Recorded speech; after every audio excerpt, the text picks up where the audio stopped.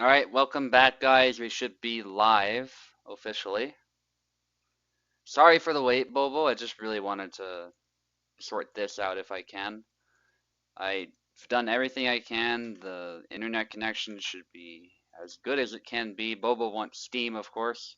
Or not Steam, Parsec, because Parsec's better, so we'll use that.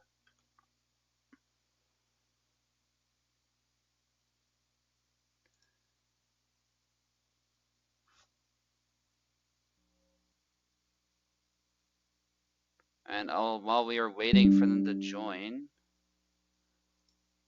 I get my stream up on my phone, which is often, that's usually it's a bit delayed from YouTube's perspective, so that's fine. There we go. Yeah, I see it now.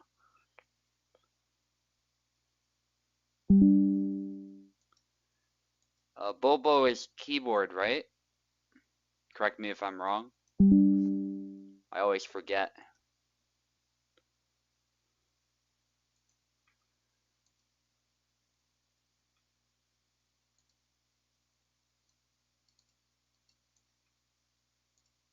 Do let me know if I have that wrong. I gave you keyboard.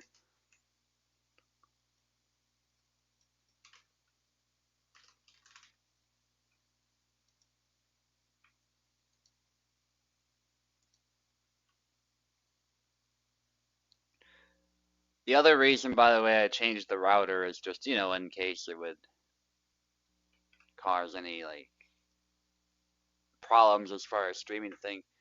Castar actually will be left. And Bobo, right? That's my bad.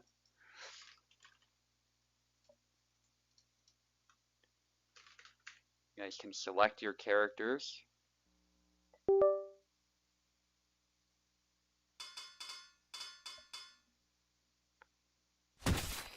Again, connection should be great.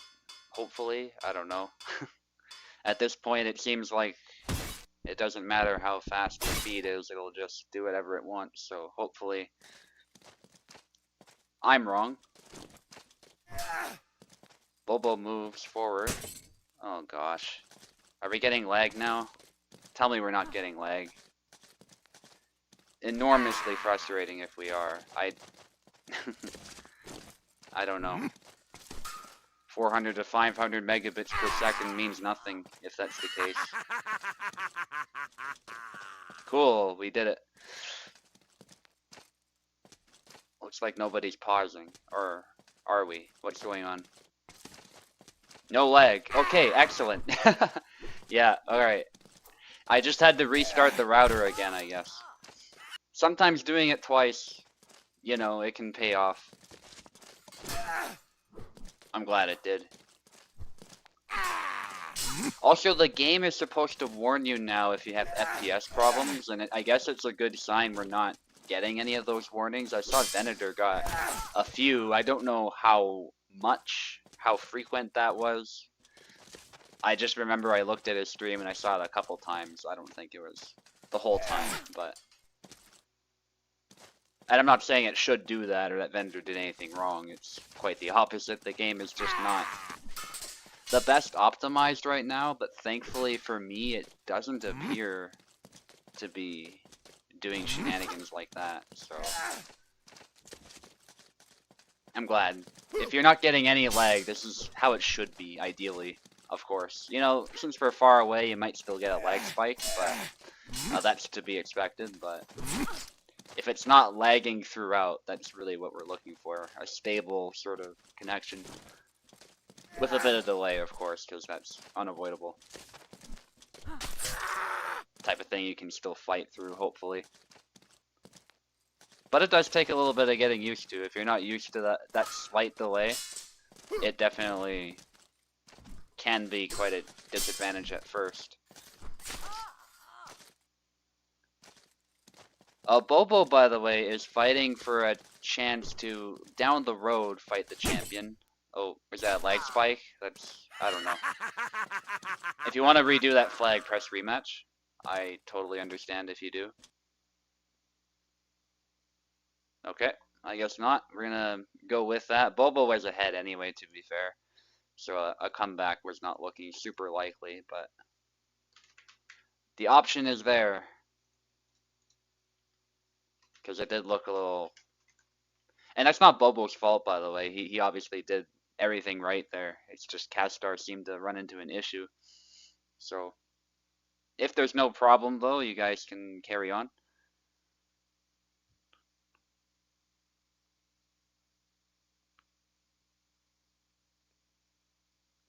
It's just one of those things. You see an opportunity to stab your opponent, you gotta take it. So, it's all good. You lose control, but it's not lagging, right? I don't know what that issue is. I feel it's like we replaced an issue with another. Yeah, that's unfortunate. I knew something weird was happening. You don't think you lag? That's good. That's good to hear. Castar's from Spain. He's from Europe, so if it's like that for him, although that's a shame about the parsec thing. You clicking the icon and it doesn't work. That's a little weird. I hope that doesn't persist. That does sound very tilting.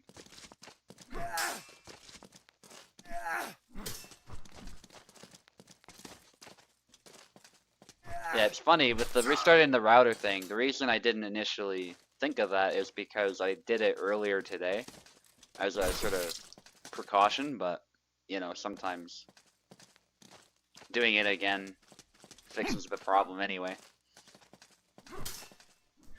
Internet connection is a very finicky thing.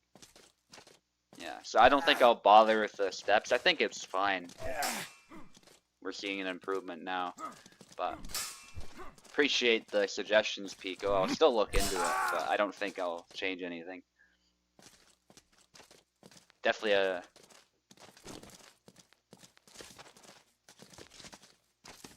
should be useful for a lot of people who have inexplicable problems, and, you know, restarting doesn't fix it for some reason.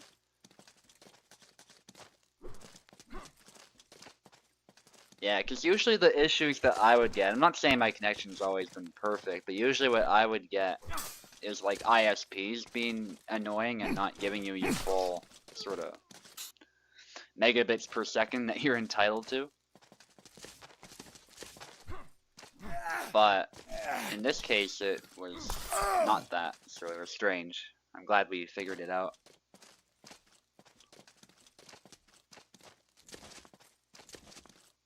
Castar Samuel, by the way, is one of the best Samuels on the server. Max is an upcoming prospect as well. I'm not sure if whose is better out of those two, but Castar has gone very far with this Samuel, so Bobo does have a real tough opponent. I didn't give him like the creme de la creme, so to speak, but I did give him opponents who constantly challenge the best of the best and even get to finals. So this is an elite player, without a doubt, and a true test of Bobo's mettle that I hope he was looking for. But like Bobo said, you can maintain that streak as well. Challenge the champion with a higher win streak for more clout, so I respect that as well. Pausing again, it might be the same problem. Hopefully Castar can now move. Yeah.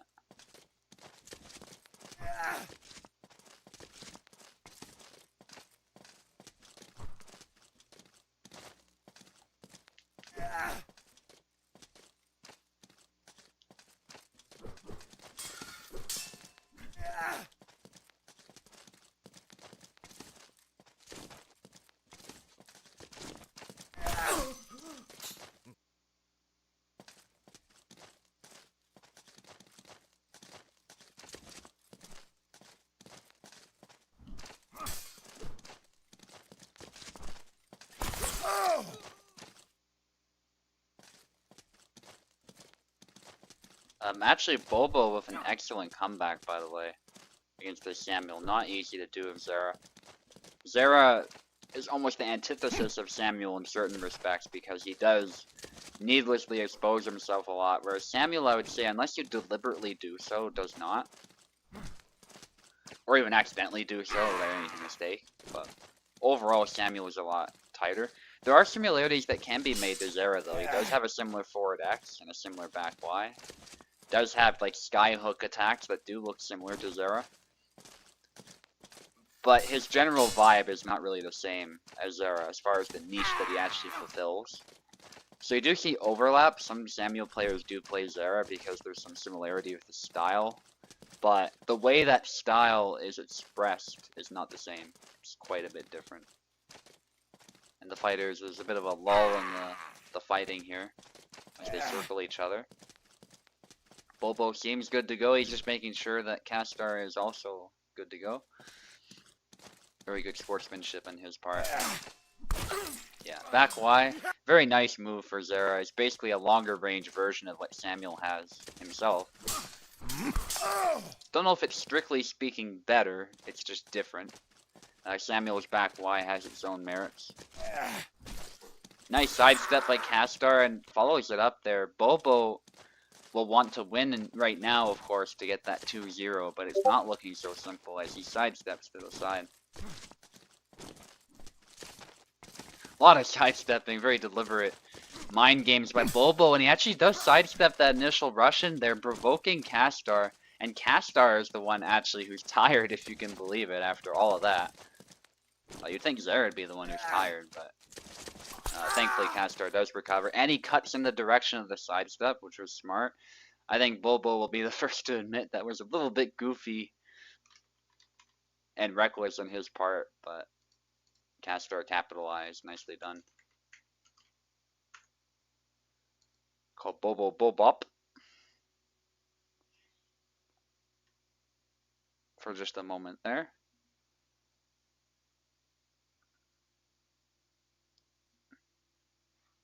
Yeah, that's understandable. People play Zera because he's goofy sometimes. A bit of stuttering, but nothing serious. Yeah, it doesn't sound like it's what it used to be, so that's good. Are you getting stuttering, Bobo? Bobo, let me know after the fight if you can, or during, before you cross swords. Let me know if it's better. That's the main thing. I know you've been viewing the stream on Parsec, so you would know better than anyone if it's an improvement. But it looks like he's focusing on the fight now, which is fair. What is happening? Is he being... He's being a goofball, I think, like a koala often does with Zera. And it can be actually very intimidating.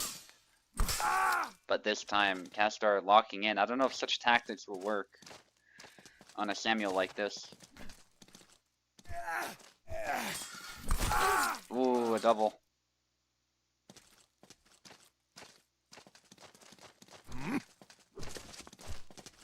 Nice hit to the head. Ooh, and it looked almost like Zera got impaled, but I think it got between his arm and his body. So he sort of caught it. And he obviously got a favorable hit in that exchange. Stab to the arm by Bobo. Thrust over the top there as Castar tries to move in. Bobo getting in his opponent's head a little bit. Castar overextending a bit more than he used to, and I think he's being punished for that. Side steps by both. Bobo moving into the corner. Oh my goodness. Hopefully... No, it's not lag. He's making his opponent second guess. Oh dear. Yeah, I think... Unless Bobo pauses the game, it's probably not lag. I think we can operate on that assumption. But he's really active. It's not like he's just turtling up. He actually explodes into aggression a lot. It's a calm before the storm approach. A little bit unorthodox, it has to be said, the way he's doing it. But... yeah, no, he's good to go. But Castar's like, I don't want to walk into that, you know, windmill of death, which is understandable. He's saying, oh, you go. At some point, though, the fighters must fight each other. If this continues for too long, I might have to order them to start crossing swords, but they do. Nice, Castor does get a hit.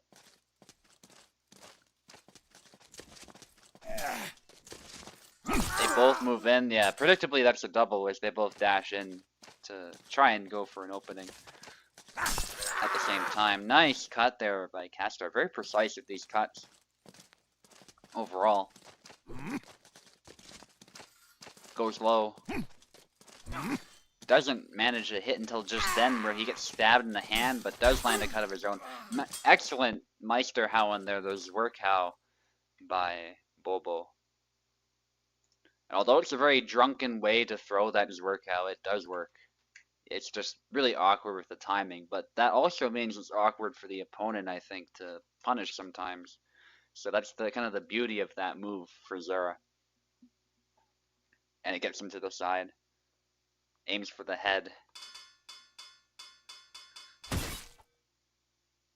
It's basically the longsword equivalent of a double tap. You know, the concept of double tapping someone with a handgun to make sure they go down. But there's how you can do much the same thing. You initially cut the head and catch their blade, and then you can do another one. And you can even do some more if you're crazy with those Zwerkhows. It might not be the best idea at that point, but I mean, there are Zwerkcopter contests that HEMA-ists will do actually for fun. Basically, you're doing helicopters with it. Would you do that when somebody's actively trying to kill you? Probably not, again, but it is a fun little bit of exercise. And a good way to train the technique too, I think, which is the important thing.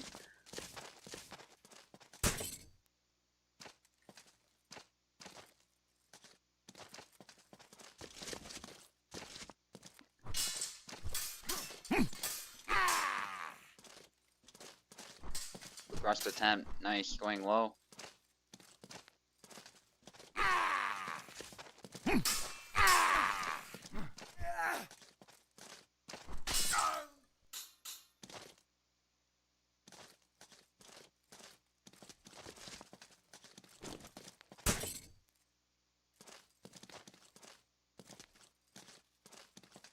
Pausing there, hopefully Castor is doing okay. Bobo gets sniped there. That was a really, again, these precise cuts that engage Zera from awkward angles actually seem difficult to defend against and to stop. Some more pausing. They're good to go. I think it's the same thing that Castor was mentioning. He's flicking the icon by mistake or something like that, and he's losing control. But Bobo seems good to go still. And Castor is able to recover from that. Although it does happen in some unfortunate moments sometimes. Back Y.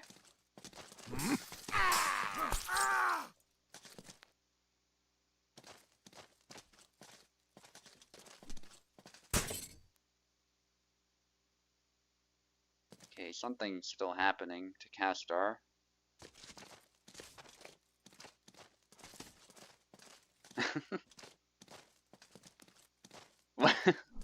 What is Bobo doing? Castor is... Oh, and there you go, he explodes into aggression just then.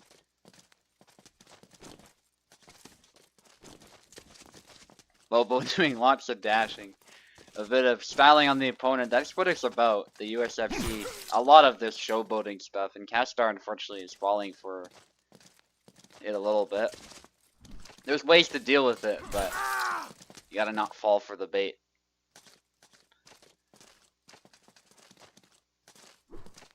That sword is powerful though, covers a lot of area.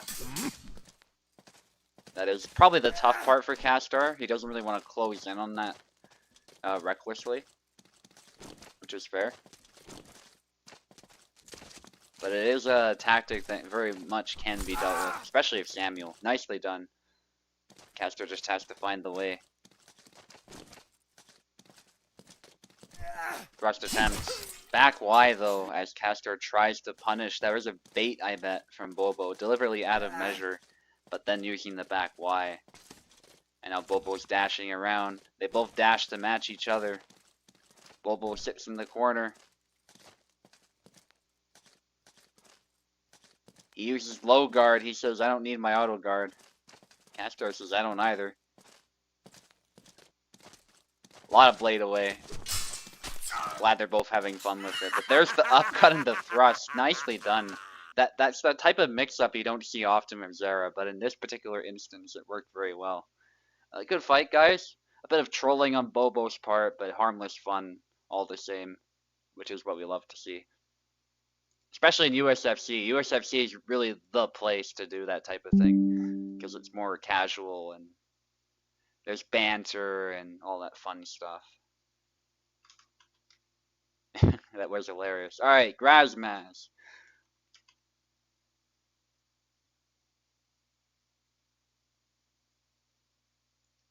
Or is it Grazmaz?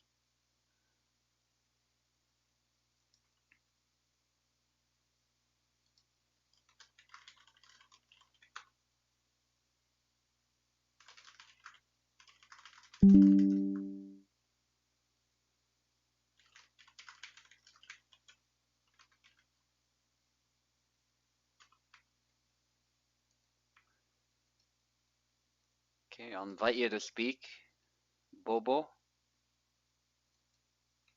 Hello, ladies and gentlemen. I hope you were entertained by my antics there. Believe it or not, that wasn't trolling. That was all a deliberate strategy to frustrate my opponent. Because Samuel, I know in my heart of hearts, he's very defensive, Castar, very good player. I didn't want to approach, so come to me. And I had more than a few tricks up my sleeve. He was getting me towards the end there. I was a bit worried in the one set, but sort of like in the Matrix, I went in there, did some kung fu in my mind, and I downloaded all his moves, and he couldn't hurt me after that. Beautiful, yeah. And sometimes Zera's great for that calm before the storm aggression, because I noticed you would out of nowhere start throwing combos, even like cuts into stabs, which you wouldn't be prepared for. Because he would block the initial cut, but then the stab slips in. And then try and return, yeah. Yeah. That one's the old reliable. There's certain... and I don't know if there's a term for this in HEMA. I call it the brain destroyer, where you intentionally make your opponent, you condition them into a certain way of thinking, or only play defensively. Then you massively change tack to try and catch them off guard. Like before, I was hitting him a lot with that stab, so I was doing it out of range, so it's like, oh yes, I can punish him. Then I returned with my own cut, and sort of preying on his anger at a particular attack. Yeah. Not something you could do in a real fight, because if you just stab them, I suppose you could do it in HEMA, where it's all protected, but if you stab someone in the arm in a real fight, they'd die. Yeah. And you just don't want to take hits like that to your arm. It can cause lasting damage, even if you do survive, so. Indeed. Grazmez is here. We're waiting for Max. If Max doesn't show up within, say, a minute or two, we can move on still and do Platypi against Dabir. We'll come back, of course, to this fight, so not to worry, Grazmez. And worst case scenario, we'll get you somebody else.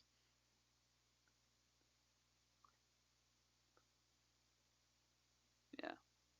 I saw Max earlier, so I'm sure he's around. Maybe he's cooking or something.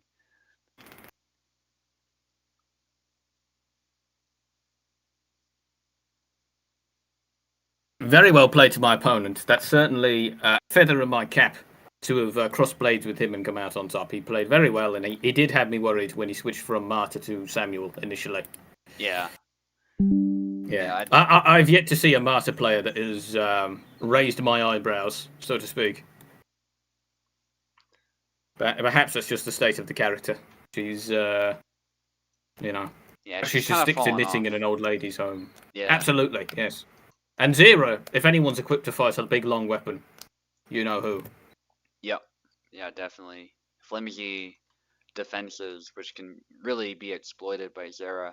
As the Marta player, you want to avoid getting blade beat at all costs, and if you do get blade beat, you want to try and punish those blade beats, but it's not always possible.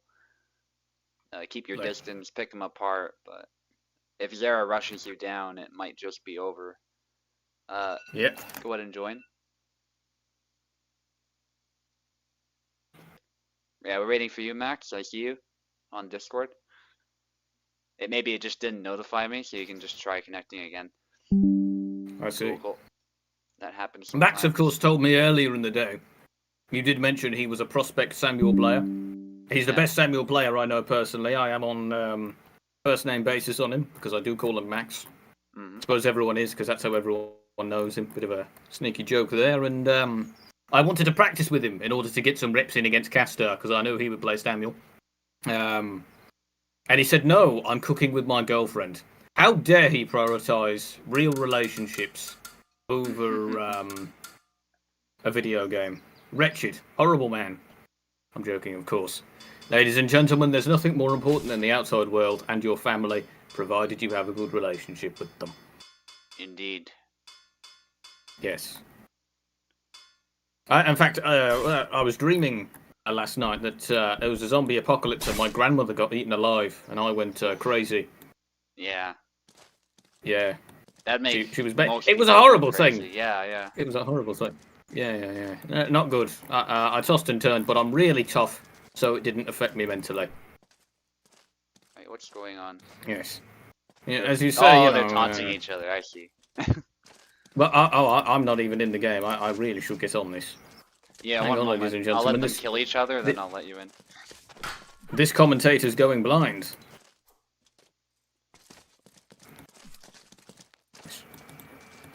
Stab.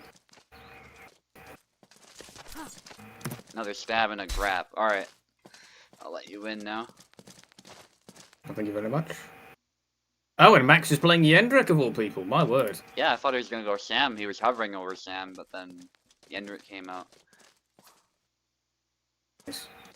We do have some talk from the YouTube chat who says the Brain Destroyer is a real thing. It's called conditioning. I think my name's cooler, to be honest. Yes. I'm waiting around here. Nice chop to the head. Yeah, I would say typically people are saying Marie has the advantage. I would tend to agree. Yendrick I would tend to say make that it messy. anyone fighting Yendrick. Sorry. I interrupted you there very No, rudely. it's okay. I was saying that anyone has a good matchup against Yendrick. I think he's the weakest character in the game. It's a controversial opinion I was going to share.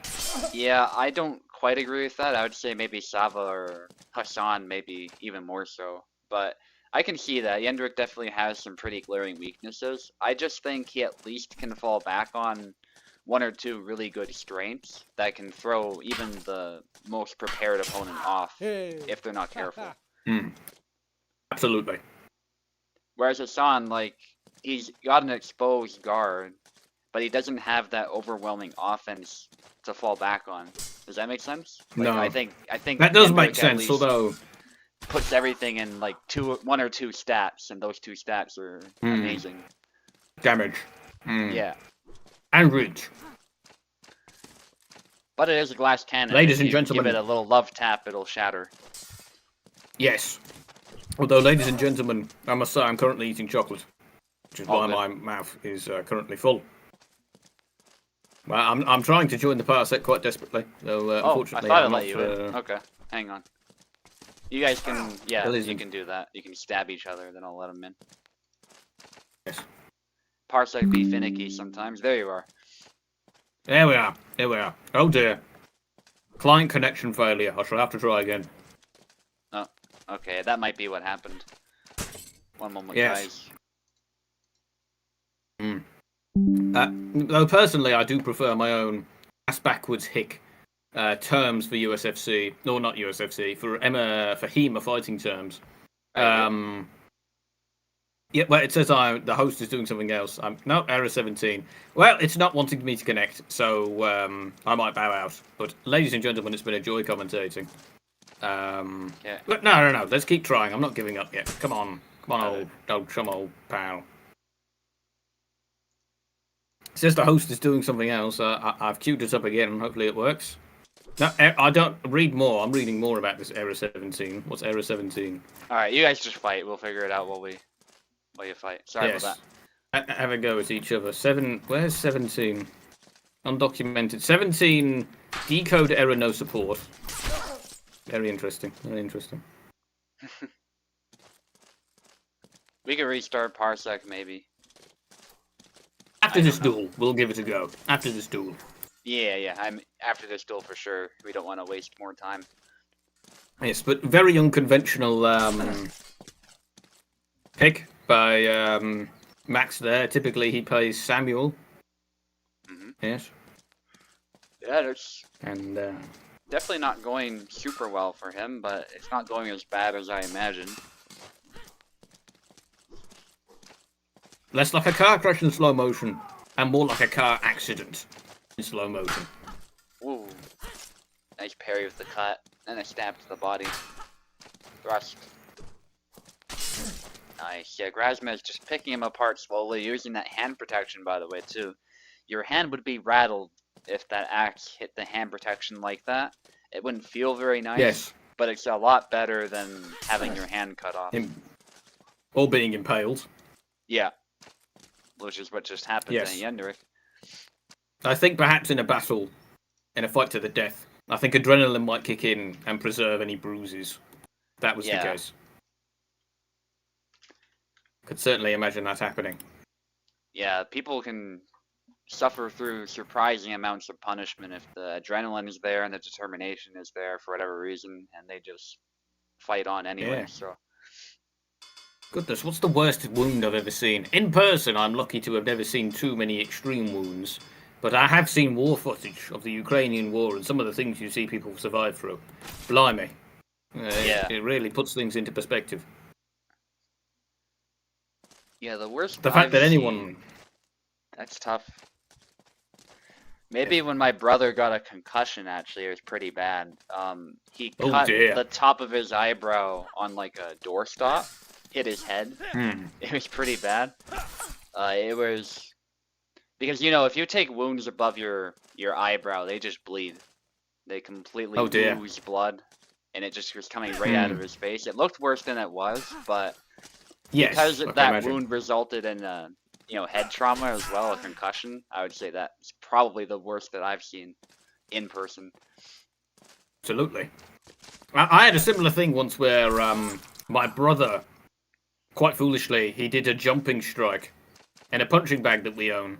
Yeah. But it was in the garage, and on top of him in the garage was a rusty iron sort of track for garage doors to slide up and down.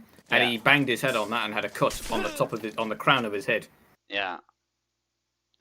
Thankfully, nothing got in there, and he got a plaster on it, and it was okay. Yeah. There was one more too that happened to me. I was a stupid teenager playing with sticks, like they're swords, right? As we all have done at some point in our lives. Well, I still do that to this day with a baseball bat. Yeah, and HEMA is basically that, but more formalized too at the end of the day. So. But anyway, we were out camping at the time, of course, and I tripped over a fire pit, and it has this grill on it, and there's like spiky bits where the grill is essentially held on to the fire pit. And I hit my solar plexus right on that, and I think the action of getting up sort of caused a gash to form in my chest. It wasn't anything life-threatening. But I do have the scar to this day. It's still slightly visible. Wow. And I didn't need stitches, but it was close. That's a sort of attack you don't want to be taking several of, to say the least. Yeah. One you can endure. Several you're in trouble. Yeah, and to people who watched it happen, they thought I impaled myself in the fire pit, which could have happened. It was metal, so it's not. Yeah, not far off. Ideal. Yeah. Yes. Well, but thankfully we have a thing called bones, a breastbone specifically, so nothing came of that. But it was not fun. And I had my tetanus shots updated, so that was not an issue either. So I once, at the age of 5, completely broke my nose.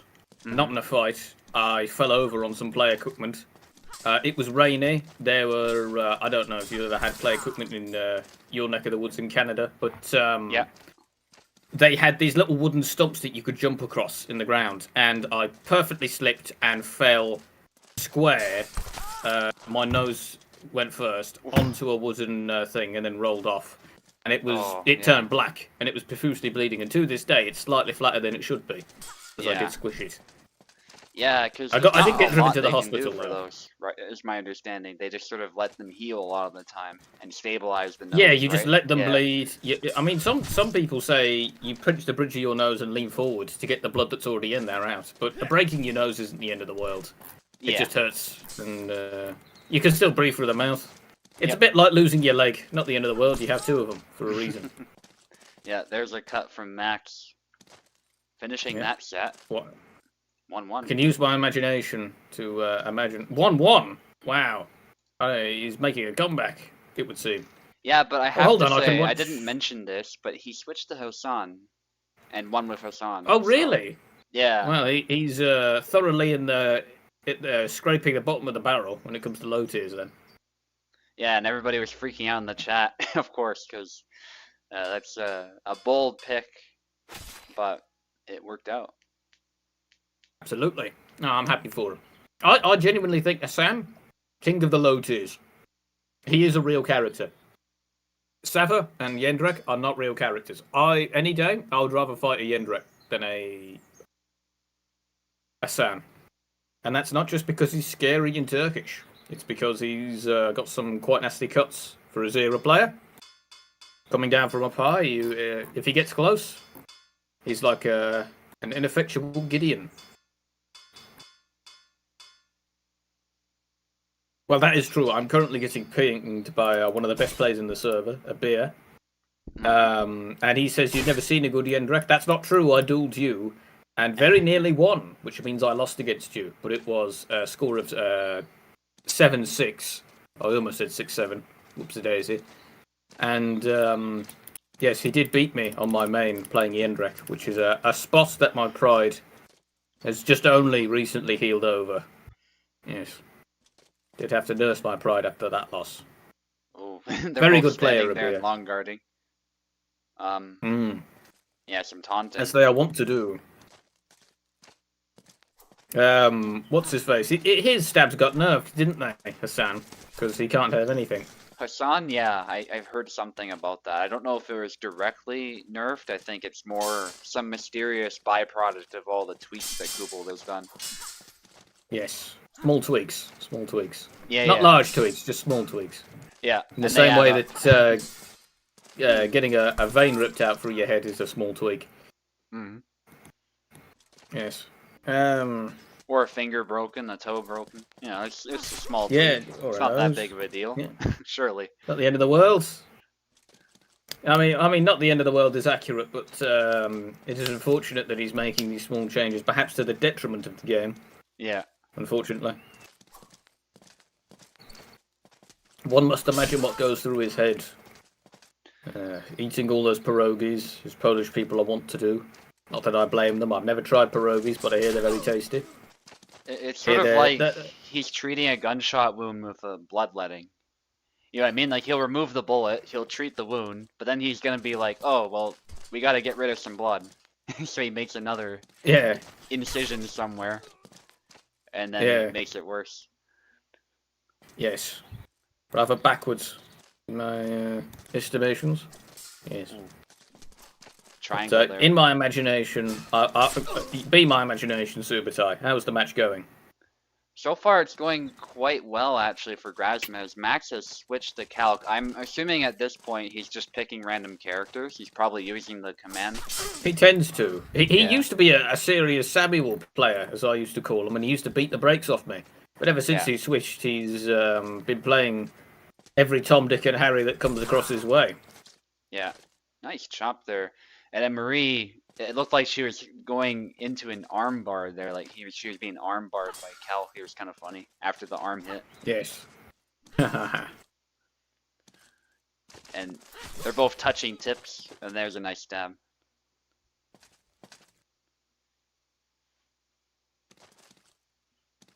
Here's a question. Now, famously, several characters have a circling of the blade stab. Are they ever any good, or are they always completely useless? Because they're meant to counter the other guy holding long guard in a vain attempt to, you know, get through their long guard, but it doesn't work, ever. Yeah, I think they're more for tempo switches or for stabbing people past auto guard, honestly. Although I know Kubel made a short about Hmm. if you time those right, theoretically you can bypass long guard too. But I think in practice it's quite different. At least against the And player. if Against I AI, maybe it's easier to pull off. time the right lottery ticket purchase right, I could become a millionaire. Mm-hmm. Okay, so Grazmez has 2. Max has 1. Marie against Calc Yes. is really rough for Calc.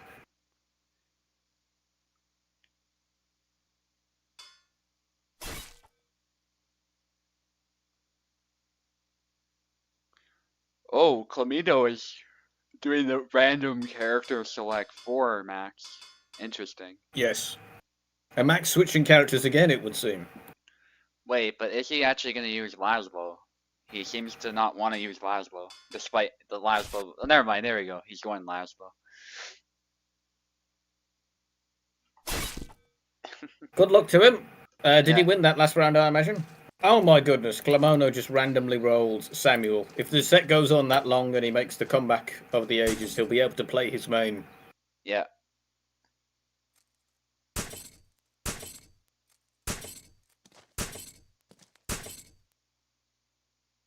What? What? What happened? The players just went back for some reason. I don't know, Grasmez. Max has some explaining to do, if that wasn't you.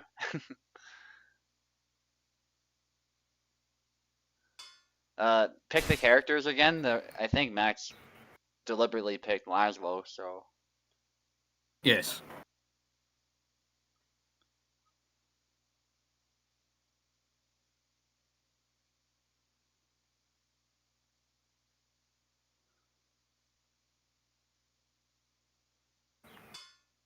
Max currently playing the role of a goofball, playing on his girlfriend's account, like a silly Billy.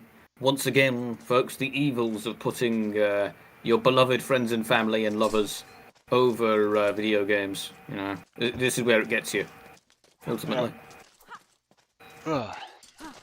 Yawning. I promise I'm not bored though. This is quite a storyline here with the character switching. Absolutely. I mean, I can't predict where it goes. I mean, not even Stevie Wonder could see where this one's going.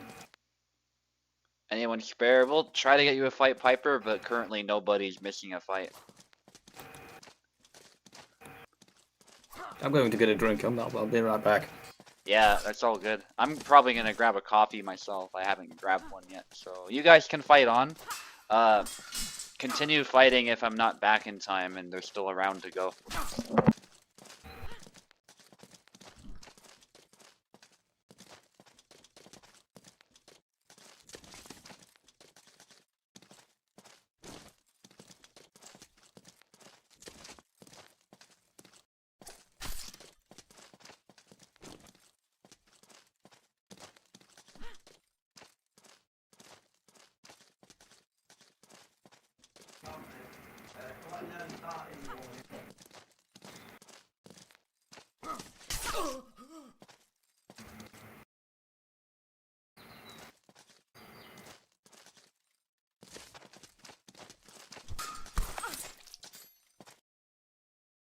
He was supposed to be over, but I think he got tied up somewhere. He doesn't like having sex with men.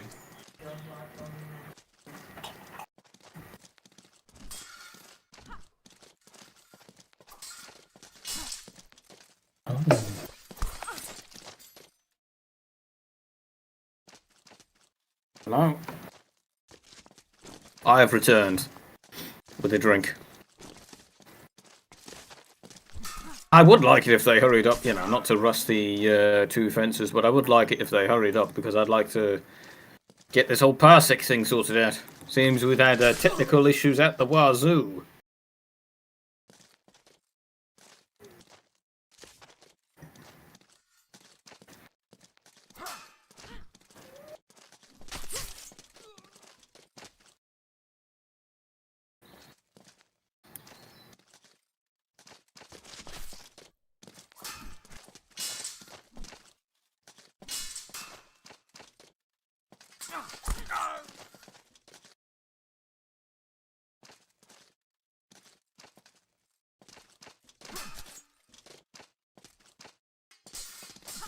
Hello.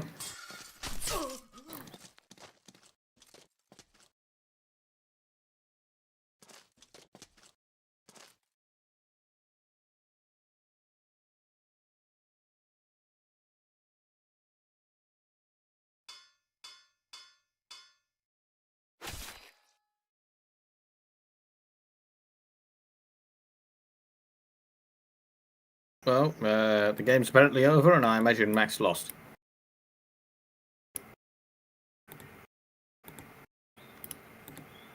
Eager to continue his duel, but Graz is a rising star in the scene of Hellish Quart. Oh, I'm being told to go fuck myself by one of the opponents. Or contenders, rather. And there you go. Such is life, I imagine. Yes.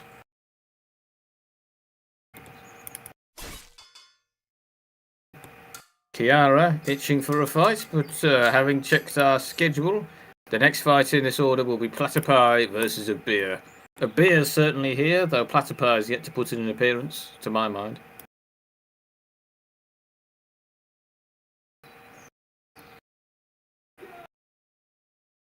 Thank you, Maestro, telling me to go love myself. I do every morning and every night. Thank you very much.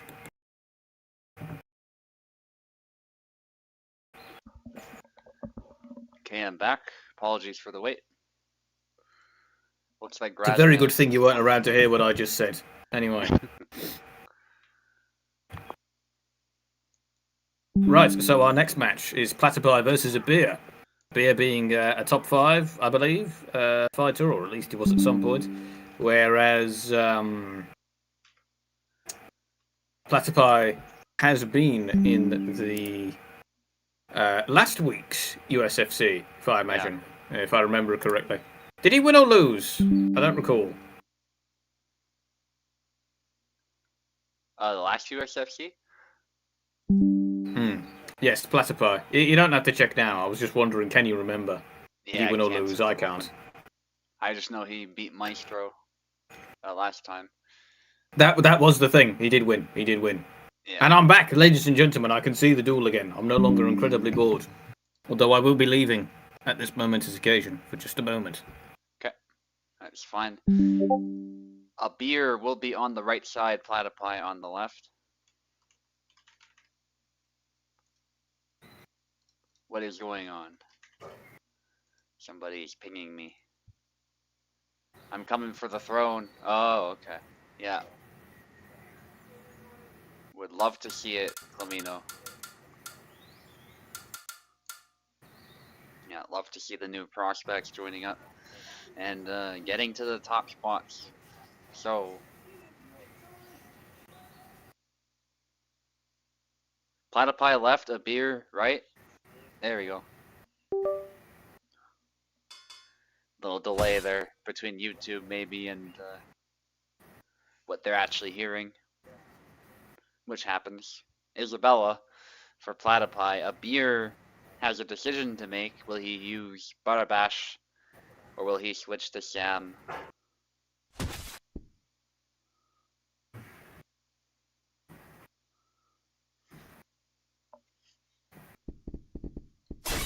Okay, a lot of people volunteering to fight Piper here, which is nice. We'll only do one fight with Piper, indeed, but we'll figure it out. Yes, as we go along.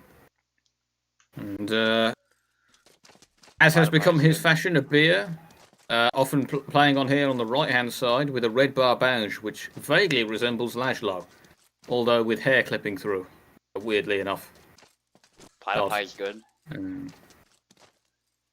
Yeah, so if Platypi I'm not getting latency on... Not getting any latency on my end, folks. I have no clue what could be causing this delay.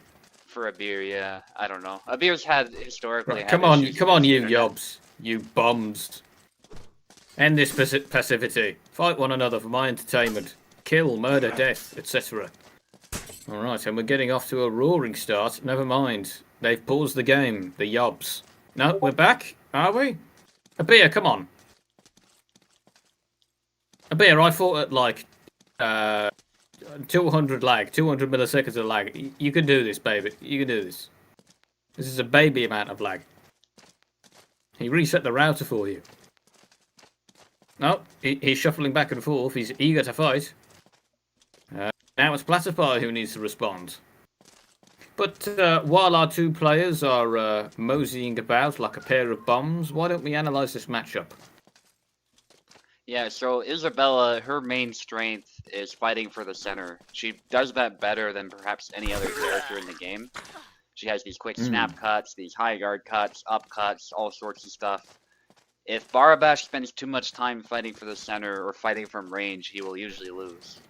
If Abir can make use of his sidesteps, like so, he did take a bit of a hit, but he still was able to access the hand because of that.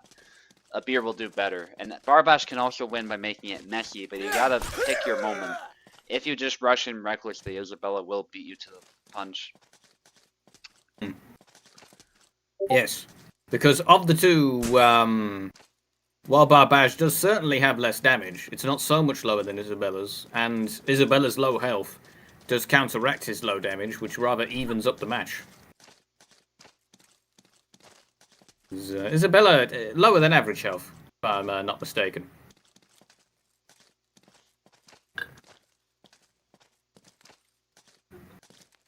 Bobo cannot host, unfortunately. And a lot of EU hosts are shut down at the moment because of the recent bug that makes it impossible to start the game. I do not experience such a thing. Yeah, I do not experience such a thing because I'm a better human being than the people. Kubo just likes me, is what I will say. My defences of him have not gone unwarranted. Yeah, so I like to think of it as the Rapture, where all the worthy people. Well, I suppose all the worthy people die in the Rapture. The opposite of the Rapture, where all the worthy people stay behind. Think of it that way. And another double there. I don't know what these two are doing. Apparently, I mean, from the lag I'm seeing, and you're seeing on the YouTube stream, it doesn't seem so bad. Perhaps they're experiencing worse lag on their own time. Or perhaps they're merely snowflakes. Ooh, snap cut there. was saying it's fine, but Abir having some yeah, issues. well, yes, Abir then. That's why Abir is being a bit defensive right now. He probably doesn't see. Well, he's being more than better defensive. He's not doing anything. Yeah. Come on, Abir. Thought you were one of the best. Come on, Abir. What are you doing? Perhaps Abir is merely going to the fridge to get a beer. Double there, both going for the head. They'll not be remembering that duel, that's for certain. Nice sidestep. Yes, and Abir with quite beautifully using, when he is playing, Barbash's sidesteps for excellent effect, because on both longsword characters, I find their weaknesses is in fact in the wrist. Well, more so the arms just for zero, but the wrist in particular seems very exposed. Yeah. As you can see there on Isabella. Sometimes the side of the face as well, but that can require you to sidestep to access. Nice.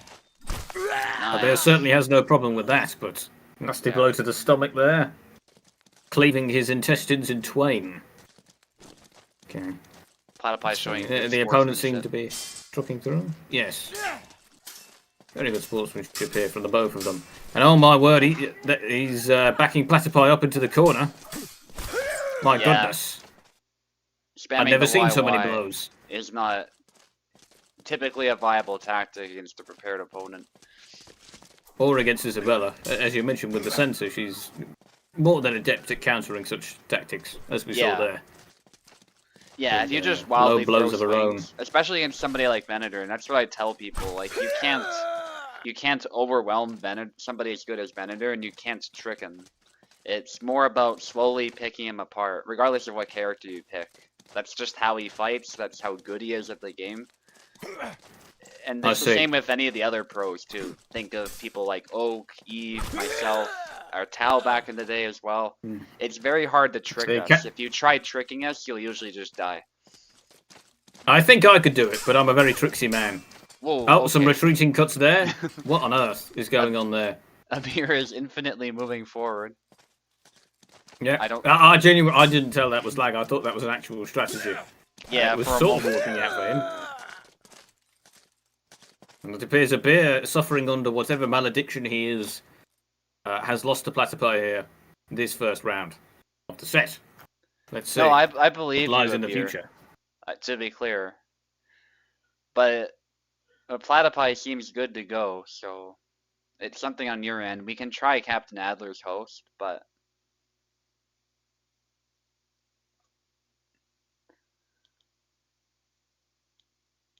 He insists that it is lagging, and given how adept his gameplay normally is, I'm predisposed to believing him.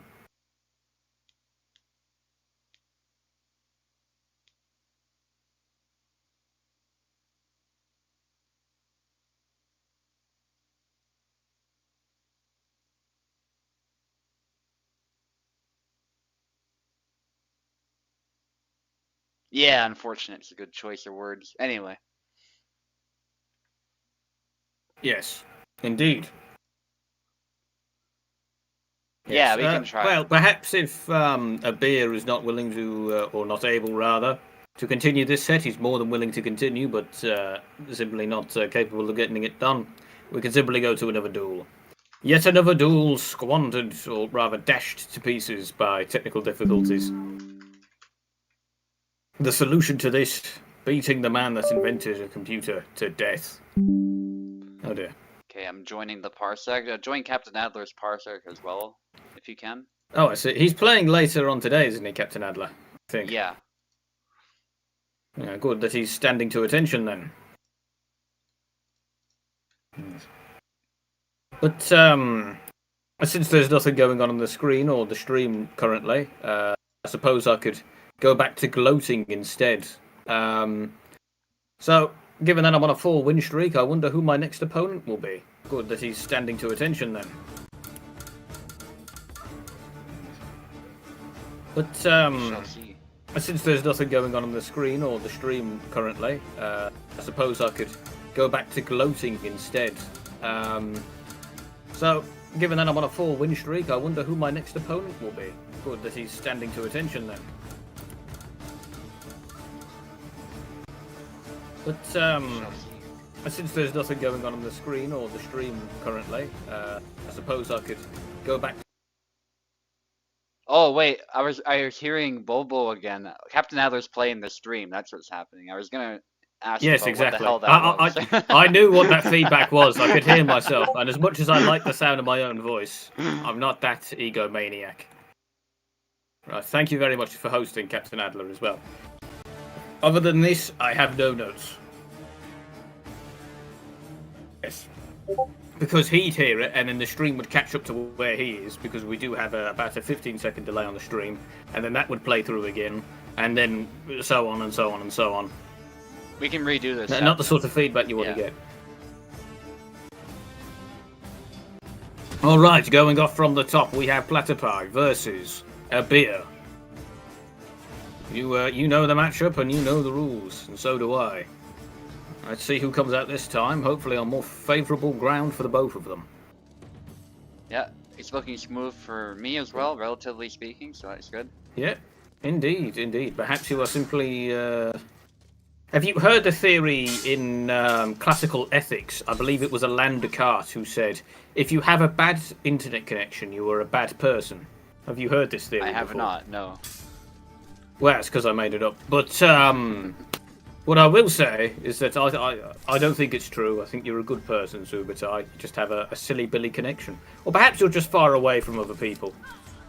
You know. Well, you I never did know. reset the router and it's all good, so... Yeah, I mean, my connection was broadly fine, given the circumstances. Though I believe Abir, he appears to be having a good time now, and he has no reason to lie. So, well, yeah. glad In we can Abir's get that case, sorted out. I think it's more that Oh, his dear. connection is usually okay for what he usually does, but when it's farther distance, he runs into trouble. He might have lower like megabits per second available, if that makes Indeed. sense. It's more taxing on I think his this is system. sensible. Double there, and most interestingly, we have music playing in the background, and personally, I think if I were to ever end up in a title shot as a defending champ, presumptuous I know, I would play Street Fighter music in the background, non-copyrighted, or request that the host play it in the background via a YouTube video, because I think it's really cool. Another double there. And as you can see, as soon as Abir is not suffering lag, not only is he ahead in the set, but it's much more even. ULTIMTE by no means a bad player, but an even better player when he's has the advantage of a bit of a latent opponent on his side. Latent opponent? That doesn't make any sense. A lagging opponent against him. Evening up the set so far. Looks like we're in for quite the duel, ladies and gentlemen. And it looks like we're in for quite the long stream as well, given the boundless technical difficulties we've all been bumping into. A cheeky snap cut there. Ooh, another chop from the high guard of the day. And off goes with his hand. He'll never be writing any heartfelt letters ever again. Blade beat there. It's often difficult to tell when a longsword character is blade beat due to the fact that they remain in the ox guard.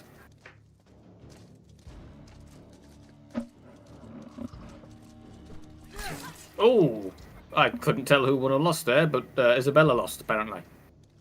It was a blink and you missed the moment. Does she have lingering stabs, Isabella? She does slightly, but nowhere near as much as Calc. That's his thing. Yeah, I'd say less so for Isabella. Zera sort of has lingering stabs on some of his unconventional moves, and Barbaj muscling through, getting hacked at with a longsword repeatedly. He's a tough lad. We know the Ukrainians are, as the last few years have shown us, but Barbaj being no exception. Yeah, 100%. And, we have the set Cossacks score? here in Alberta, by the way. We have quite a Ukrainian population. Ukrainian Really? immigrants that were fleeing the Russian Empire, primarily. The Oh, Soviet yes. Union, especially, later on. Oh, I see. I thought you were referring to in 2020. Well, we have when it people all who've started. come here as well because of that. But yeah, like I see. that's been a long-standing tradition, especially Alberta. Oh my word! A nice wrist snipe there via a stab, making Fior. Who invented Fior? Was it Fiona from Shrek? That's a good question.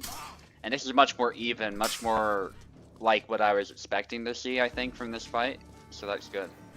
Yes. Oh my word! A that's double there. I didn't think Isabella could pull it out with her dying gasp and a surprising amount of movement. She's able to bring down the sword on Abir's head. Abir, And he once goes again, ham, but going yeah. for the trying to overwhelm his opponent. But this one's for all the marbles. Couldn't be any more even than this. Even Stevens. Yeah. Both playing a defensive keel, not wanting to give an inch to their opponent. Ooh, Oh, attempted nice. a push there, but he gets them. Yeah, Abir, I think he Wonderful. twitched a bit. He did it back wide. He might have cancelled it, but he did something there. Yes. Um, But that's the thing with the retreating cuts, And- they're safe until they're not. Because yeah. they lower your auto guard. Yeah, exactly. Granted, I don't know if it actually was back wide. That's what it looked like to me. There was some kind of feinted action that left him open. Yep. Nice. Going in there again. Trading with that longsword Isabella- is also difficult. Is Isabella one of the highest damage characters in the game? She certainly feels like it. I'd say average to above average. She, you know, like the high guard cut hits super hard, for example. Her typical cuts, though, they hit the head a lot, and they hit the arm a lot. I think that's the problem Bar runs into. So like a snap cut to the head in this game is nasty. It will often just kill you outright, even though the damage is A actually snap not cut. that high. Well, a snap cut to the head in real life is pretty bad as well. Yeah, it'll rattle your brain, and yeah, it'll cause a lot of damage. Might even cut into your skull too, with the longsword especially. Yeah, which is lethal. Yep. And the nice thing of a longsword too is you can use your hands as levers, so the snap cut is actually really fast from a sword like that. Sometimes faster Yes, than a because saber. you can lean it forward. Yep. Exactly. You know, a famous Greek man, I forget which one it was. You know, they all look the same, the Greeks. All with their big beards, the ancient Greeks, I mean. Before the economic crisis of 2008. They all look like that, I assume, so they ran out of oil, fluids, oil grease? What's the thing you put in your beard to make it look like beard foam, beard cream? Is it beard cream? Anyway, the point I was trying to make is that a Greek man once said, if I had a liver big enough, I could lift the world. Hmm. And he's not wrong, technically speaking. Nice. Retreat cut. A beer going with Anyway. that safe snap cut as like a jab, but Platypi simply moved back and hit his hand because he was out of measure. It's the thing, if you can adapt in this game, you'll find nothing but success. Yeah. Which is why having a bag of tricks is so handy, because you can Nice constantly uppercut. keep your opponent on your toes. Yeah.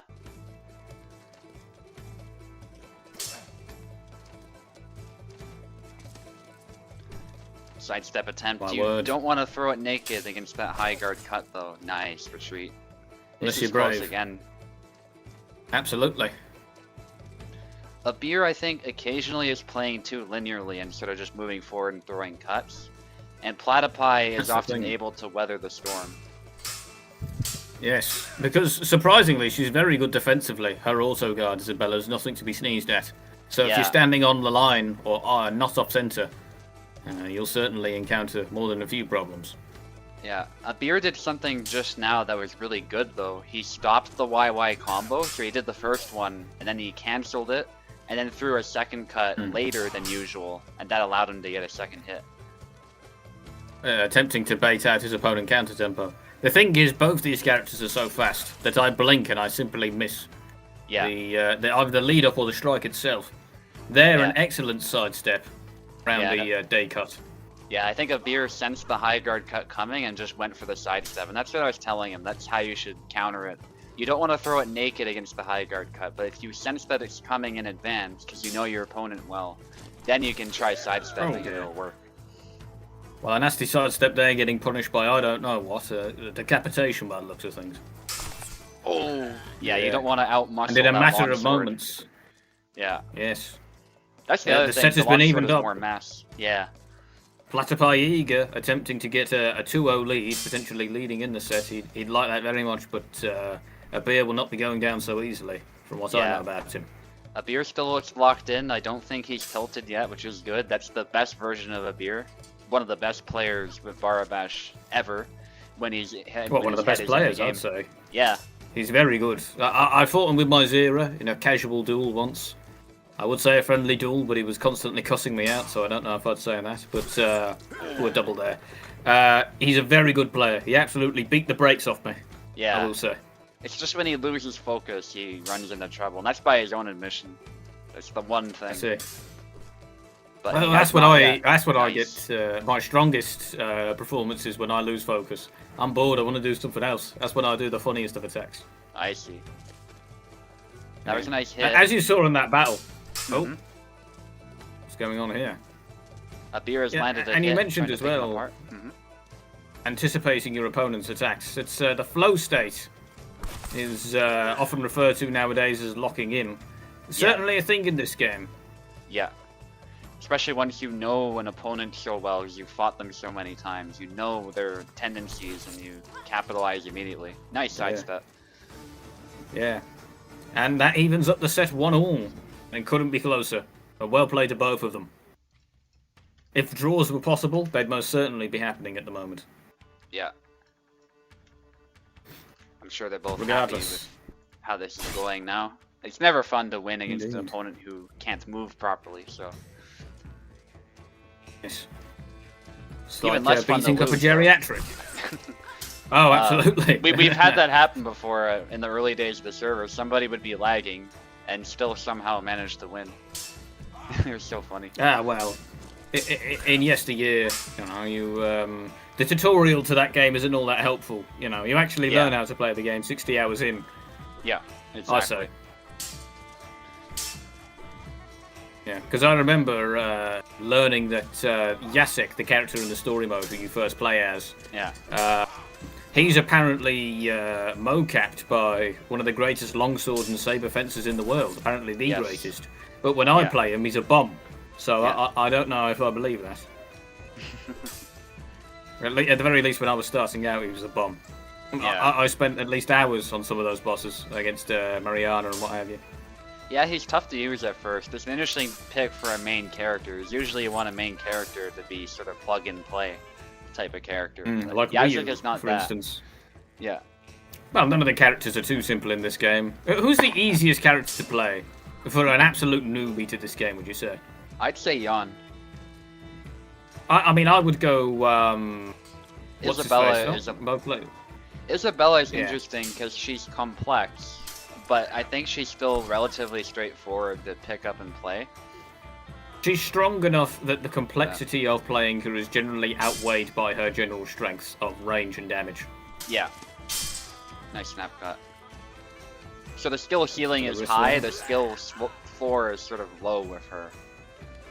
Yes. But, as you say, that's the trying to get onto the ground floor here.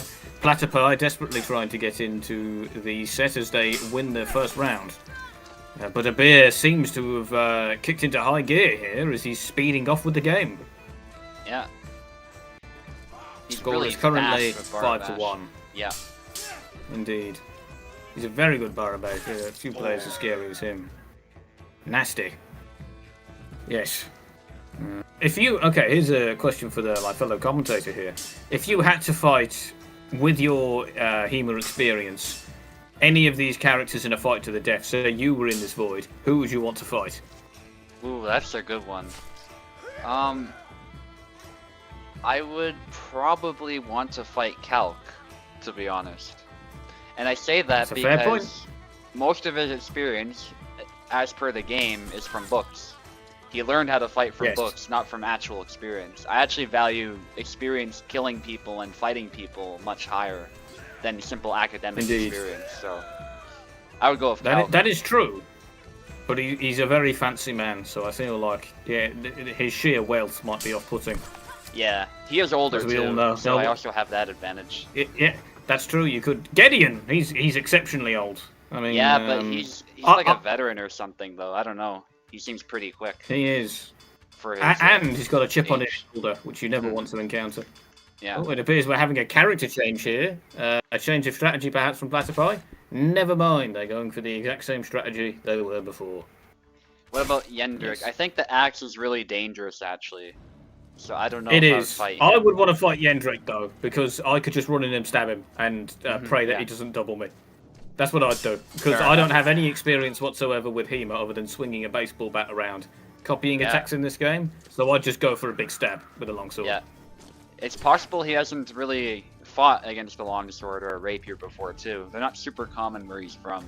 Sabers, yes, that's but not true. The other weapons. He does have experience as a career criminal, however, so he definitely has experience fighting.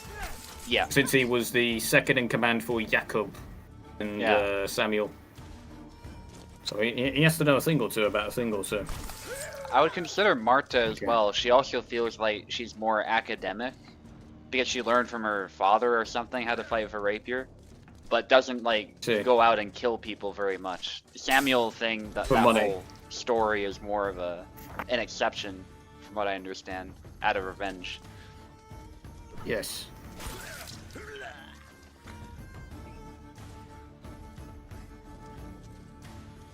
Whereas Marie, she's a bit of a rogue. She's a spy out on her own a lot. I suspect she has some experience fighting people. Especially given she's based on that Jules woman, so... Yes, the one that, the medieval trans woman. Yeah. I think you'll know the one you're talking about. Yeah.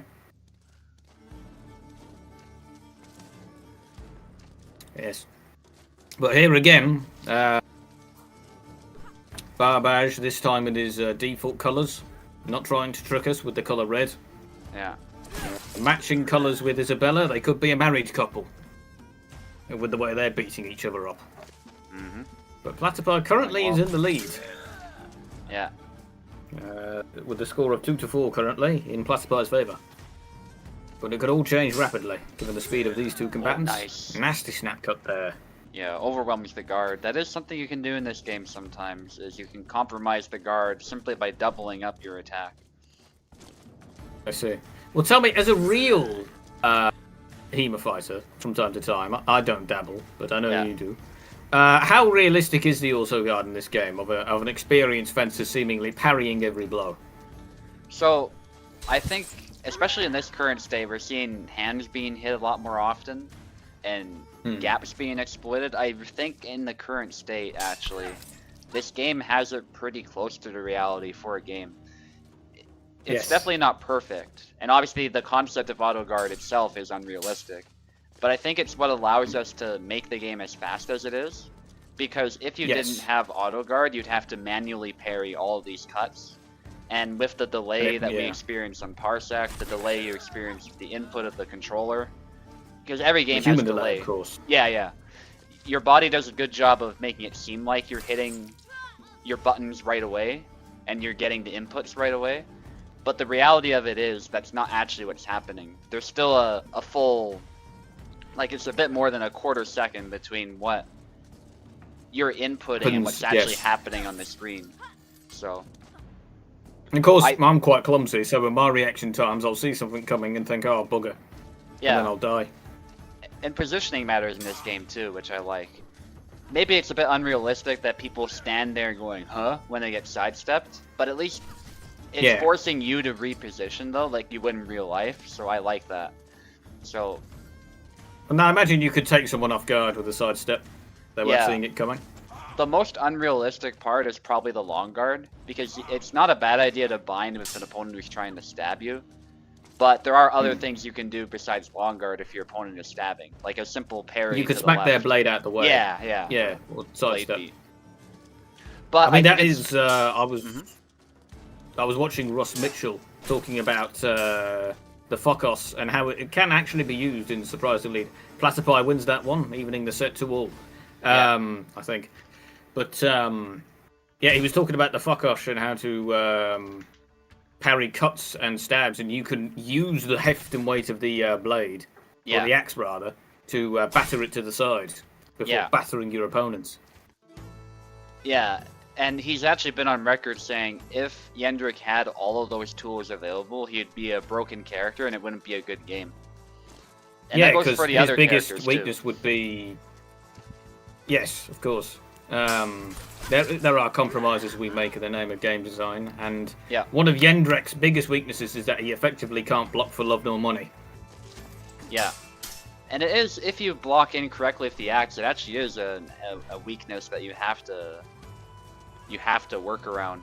Even like the techniques that Rush shows, like you have to maintain a certain distance to make sure the axe head is actually doing what it's supposed to, because otherwise you're exposed to various attacks. Absolutely.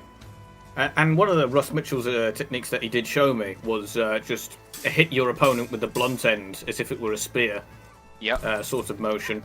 And that seems like very powerful. It's something that's not in the game that he could theoretically use. He actually does have that in the game. It just doesn't do damage. There is a move where he does thrust you in the face. It's not used very often because it's not that helpful, but it is there. Right. It would be in a bind or a typical duel, I imagine. Yeah, in the game not so much because it's just a stun, but like there's other things you could do. But yeah, in real life, of course, in real life, getting stunned, not the best in the world. Yeah, and even with stuff like quarterstaff, people think, oh, you just bonk him with the stick. Surely that's the default attack. Believe it or not, in the fighting systems we have, usually it's a stab. You thrust with the staff to the face or to the neck or to even the chest or the gut. That would also really hurt an opponent. And it's because it's a safer move. And it's something that you can use to start an offensive with, and then you can transition to other attacks, much like other polearms. Exactly.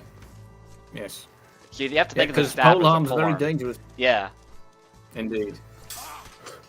Oh, a stun there, but not finding any recourse. A beer kicking into high gear here. He's set to run away with the game. I thought his stick mash score currently 2-5 in a beer's favor. Yeah. Yes. So Popcorn, good question. So Yendrick's bashes cause stamina damage. They don't cause health, like damage to the HP. Yes. You can recover from them quite easily. Yep. Although if you were repeatedly bashed over the head with the blunt end of a staff, in real life, I don't know too many people that will recover from that so quickly. Yeah, that sounds like not even just a concussion. I think that would be like a brain injury. Severe head trauma. Yeah. CTI, I think that's called or something. CTE. Yes, Yes. That's also known as being punch drunk. You never want to get punch drunk. Muhammad Ali in his later fights. If you look up some of the gimmick fights he did after he ran out of money, he returned to boxing in his 40s. Very sad. Don't look up those fights. It'll ruin the illusion. Just focus on the Rumble in the Jungle. Beer's about to win, actually, Anyway. I believe. Yeah, as we were talking Amazing. here, getting a bit off topic, Beer's made an excellent comeback here, focusing up. Oh, but Beer has to lock in. He cannot get tilted here, or Platypi will find a way. Platypi is not letting this game slip through his fingers so easily. Yeah. Is Platypi a man? I imagine Platypi's a man. He is, yes. Ooh. Yeah. He's Trying actually from my hometown, opponent. too. He could be my next door neighbor, for all I know. Yeah, we haven't actually met yet, but we live in the same city. He's spying on you. We should, though, because we're both very interested in HEMA. And I'll let you guys know if we do. So you could whack each other. Yeah. Yeah, you should video it and send me it, and I'll backseat you. Someone who's never fought in HEMA before, but I have swung a stick before, which gives me some level of expertise, I think. Yeah. I'm joking. And now it's anybody's game at this point. Oh, grab! Oh, I'm trying to finish off with a grab. That'll be a very flashy finish. Yeah. And Platypi with their back against the walls here. Attempting to catch their opponent on the way in. Yeah. Doesn't quite get it done. And Abir takes the set. Very well done to him. And will you be hosting again? Because Abir overcame the lag. He overcame his issues. Sort of like a disabled man in a wheelchair, learning how to walk again.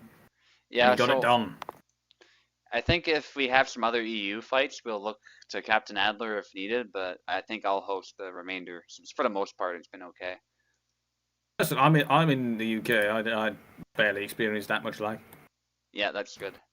Yeah, I think Abir's connection is fine usually, but I think it's just a little bit too taxing sometimes when somebody's far, which happens if your provider's not giving you enough megabits per second, then there's not much you can do.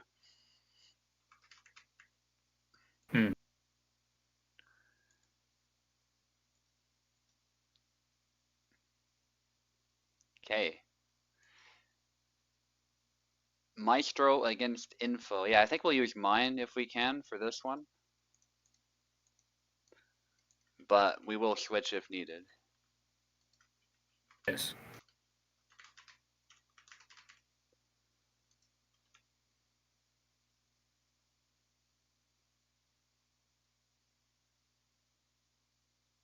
And here we go. And thank you again to Captain Adler for hosting that most wonderful of duels. I think by far my favourite duel today was the first one we started off on, the incredible comeback that was dashed against the waves. Yeah. And that was Plebeian versus... who was it? Plebeian versus someone or other. I don't know. Well, they didn't win. If they want their name remembered, they win. Pico. Yeah, there you go.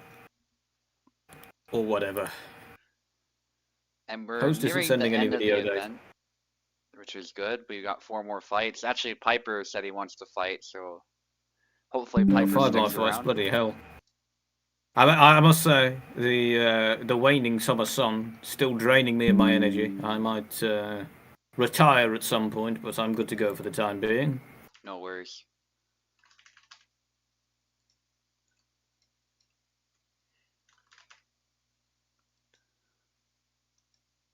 At least I've had lunch. I had coconut curry soup, which was really good.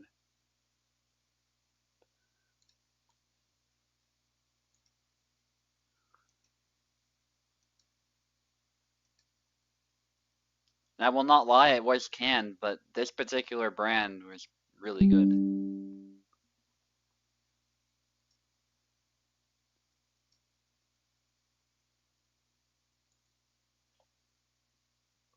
Maestro on the left, Info on the right.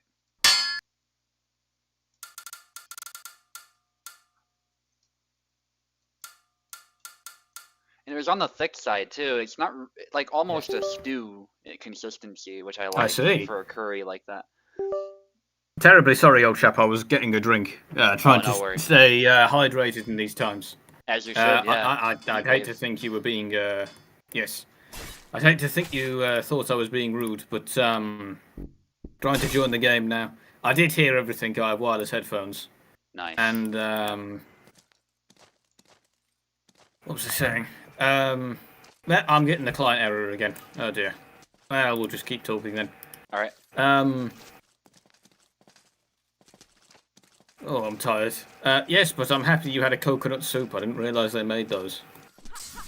Yeah, but there's a lot of that stuff in Canada. We have quite a few Indian people, just like the UK around here, so we're very familiar with curry and stuff like that. I see.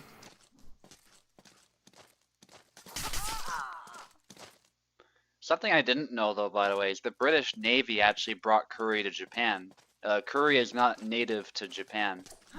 They had it brought in from, yeah, essentially, so the curry in Japan was based on, like, British curry made by the Navy, which was in turn based on, of course, Indian curry, but I had no idea. I see. I had no idea either. Curry and the Japanese, I figured they just had that one figured out.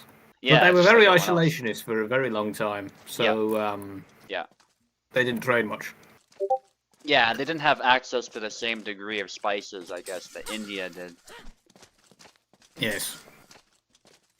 So it is popular there in this day and age. Well, I think I'm going to have you love you and leave you. I rather tire of this, and I think I shall retire. Worries. Yeah, but I've had a wonderful time playing, and I wish you luck in your own match. Thank you. Catch you later. So long. Yep. So long. Bye-bye. And Maestro with a nice flash there. Immediately capitalizing on the opening. Nice punishment there, and a double.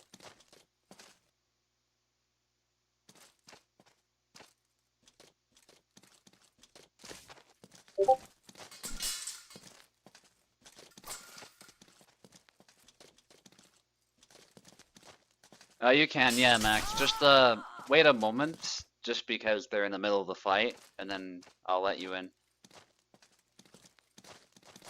Well, actually, you can probably just join if you're an organizer. Feel free to pop in the comms. You're probably watching anyway, so from your screen. And I'll let you in Parsec if needed, but I don't think... Yeah, you guys are at the same house, so that's kind of pointless.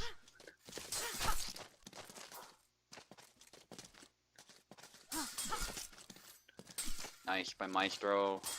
Marie just able to exert more pressure. I don't know why Info is determined to use Marta. Maybe Max will have some insight on that when we let him in. I don't think he's able to join just yet, but we'll let him in after this round.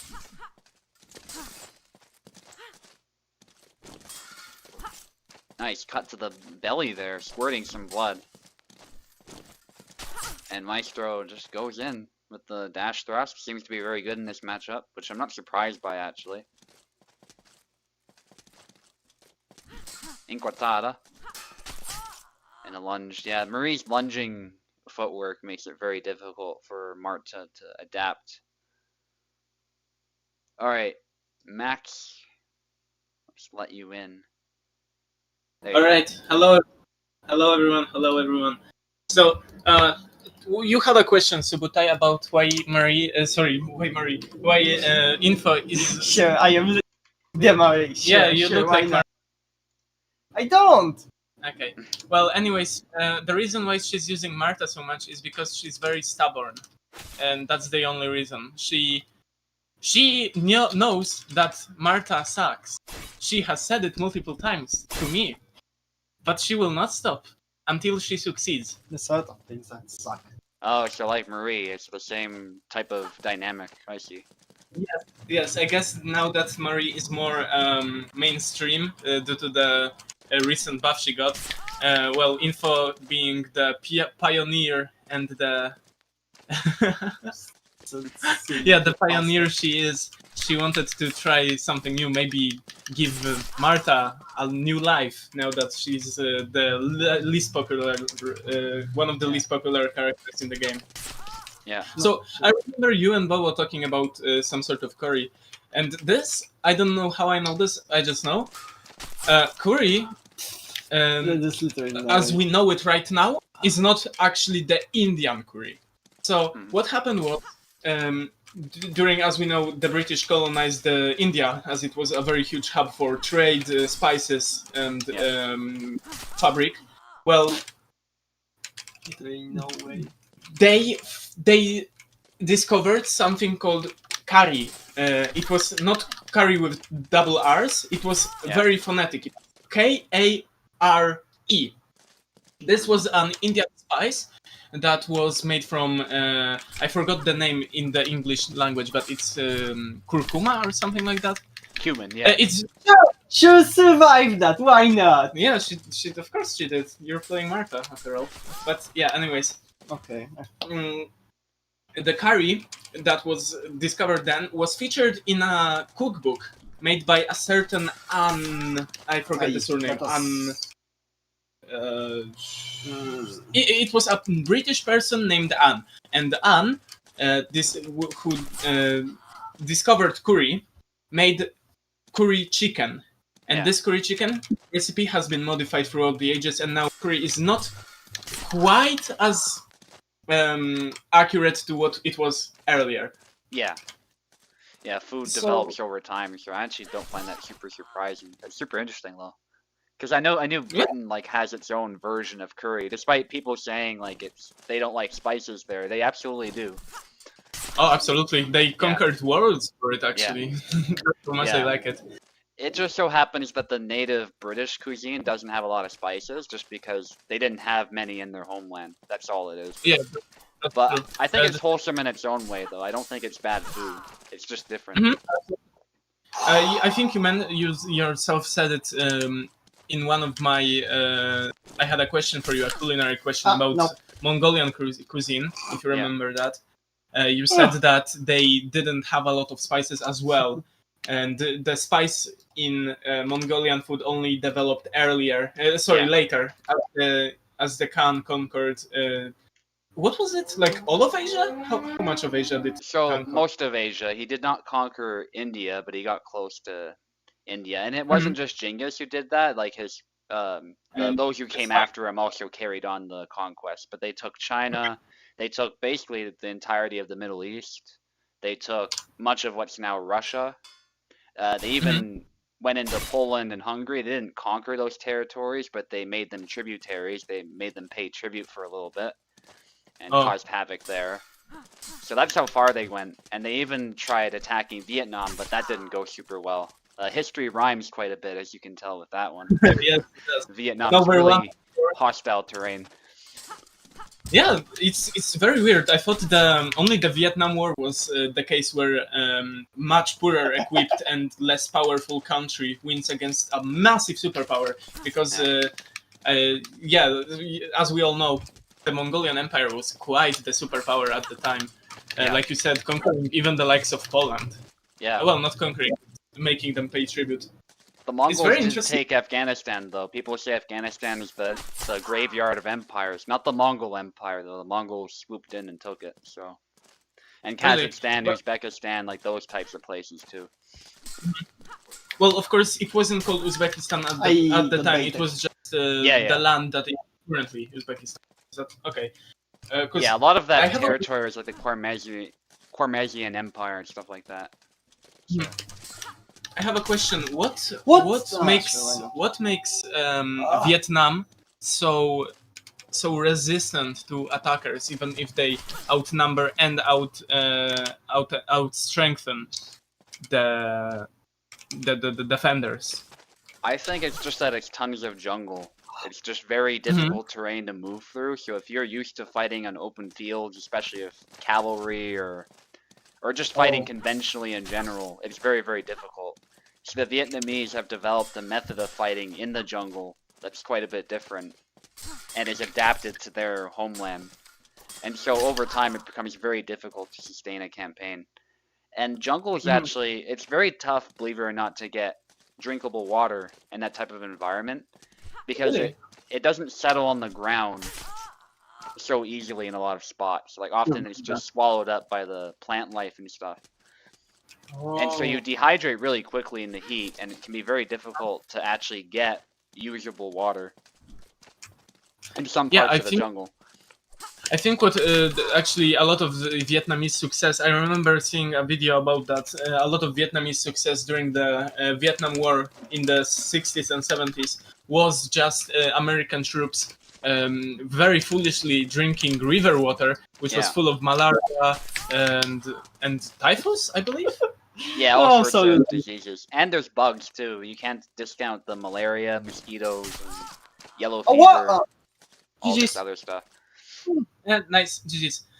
Subutai, if it's fine, can we stay on the parsec so I can watch the gameplay live? Yeah, that's fine. Maestro did great there with Marie. I think it's just a tough matchup. It is not a good one. Oh, military. Someone told me I can ask. Vietnam. Okay, plebeian has a very paragraph to say. Vietnamese suffered drastically more casualties than the U.S. in that war. So. Yeah. Oh. Yeah, so that's the other thing is they're defending their homeland and they're fighting as guerrillas. They're not fighting conventionally. So that's not to say it was easy on the people. It definitely wasn't. But essentially the US in that war, they were sending troops on search and destroy missions. They're like, go find some Viet Cong, go destroy them type of thing. Instead of taking tangible objectives. So my understanding is operationally speaking, the US was completely misguided in that war. And they were focused on just bombing the shit out of any enemies that sort of rose up and attacked them. Oh yeah, typical American shock and all. Yeah. Just. Which yeah, doesn't this work is. in that type of environment. Why not in that type of environment though? Don't they have napalm? Don't they have bombs? I think a bomb falling in a jungle does the same damage as it does in open field, no? It does a lot, but how do you know you're attacking VC and not just villagers? And if you anger those villagers, maybe you're creating more Viet Cong, more people who will fight against you in the long term. And it's down to the will to fight, really.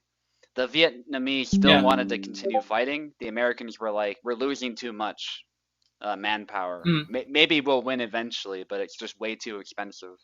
And so they left. Okay, that makes sense. Oh, it's like every war that has been fought in the last, like, I don't know, 50 years. Yeah, it's And a again- war of attrition. And again, operationally speaking, I think the US was completely misguided too, because like in the Second World War, the Allies had it together, right? They're like, we got to take this territory in this amount of time, and then we have clear objectives to defeat the Nazis. Whereas in Vietnam, it's just like, let's go get them. In simple terms, a lot of times battles were like that, and you might kill some VC that way, but you might not destroy their will to fight or their ability to fight if you're just going around trying to find them. Especially since, like, partisan warfare and guerrilla warfare is like absolute hell. Like, at least in cities, but in forest? Oh my god, what are you doing? Like, try to find like, I don't know, a 10-person strike team in a city is like hell on itself. And public It's opinion too in the US was. Anyway, go ahead. Oh yeah. Yeah, like, was it actually? Didn't the Vietnam War spawn the whole hippie movement? You know, It pacifists is. and Yeah. like anti-war pro. Yeah. Okay. Yeah, that makes sense because I don't know if people know this movie. It's a pretty old movie called Full Metal Jacket. You could see there was a soldier named Joker. He had the peace sign pin on his uniform. are you calling War Metal Jacket? Like, Full Metal Jacket. Full Metal... Yeah. An old movie? It is an old movie. It's not that old. It's very old. Relatively old. Yeah. Isn't it like... No, an old movie is like an old movie. There you blah, go. blah, blah, blah. It's like Mädchen in uniform. No, it's from... yeah, I know. The... well, maybe we will not say that in the Why? commentary. It's just a lesbian movie from the... Yeah, it's okay. So for between. those that don't know, the Mädchen in Uniform is a lesbian movie, which was quite provocative and controversial at the time. No? Yes. Yeah, from the Third Reich. It was not from the Third Reich. It was before the Third Reich. When what year? Before the Nazis. What year? 1928, I think, or 30. I can look it up. Well, didn't actually SUBUTAI? When did the Nazis take power in Germany? It was actually 1930s. on a play. Mm-hmm. It's not an original. It's based on a play. Yeah, it seems 31. Yeah, it's 31. So it seems that it was a Third Reich movie. But like the early stages, maybe the anti-homosexual propaganda wasn't as widespread back then.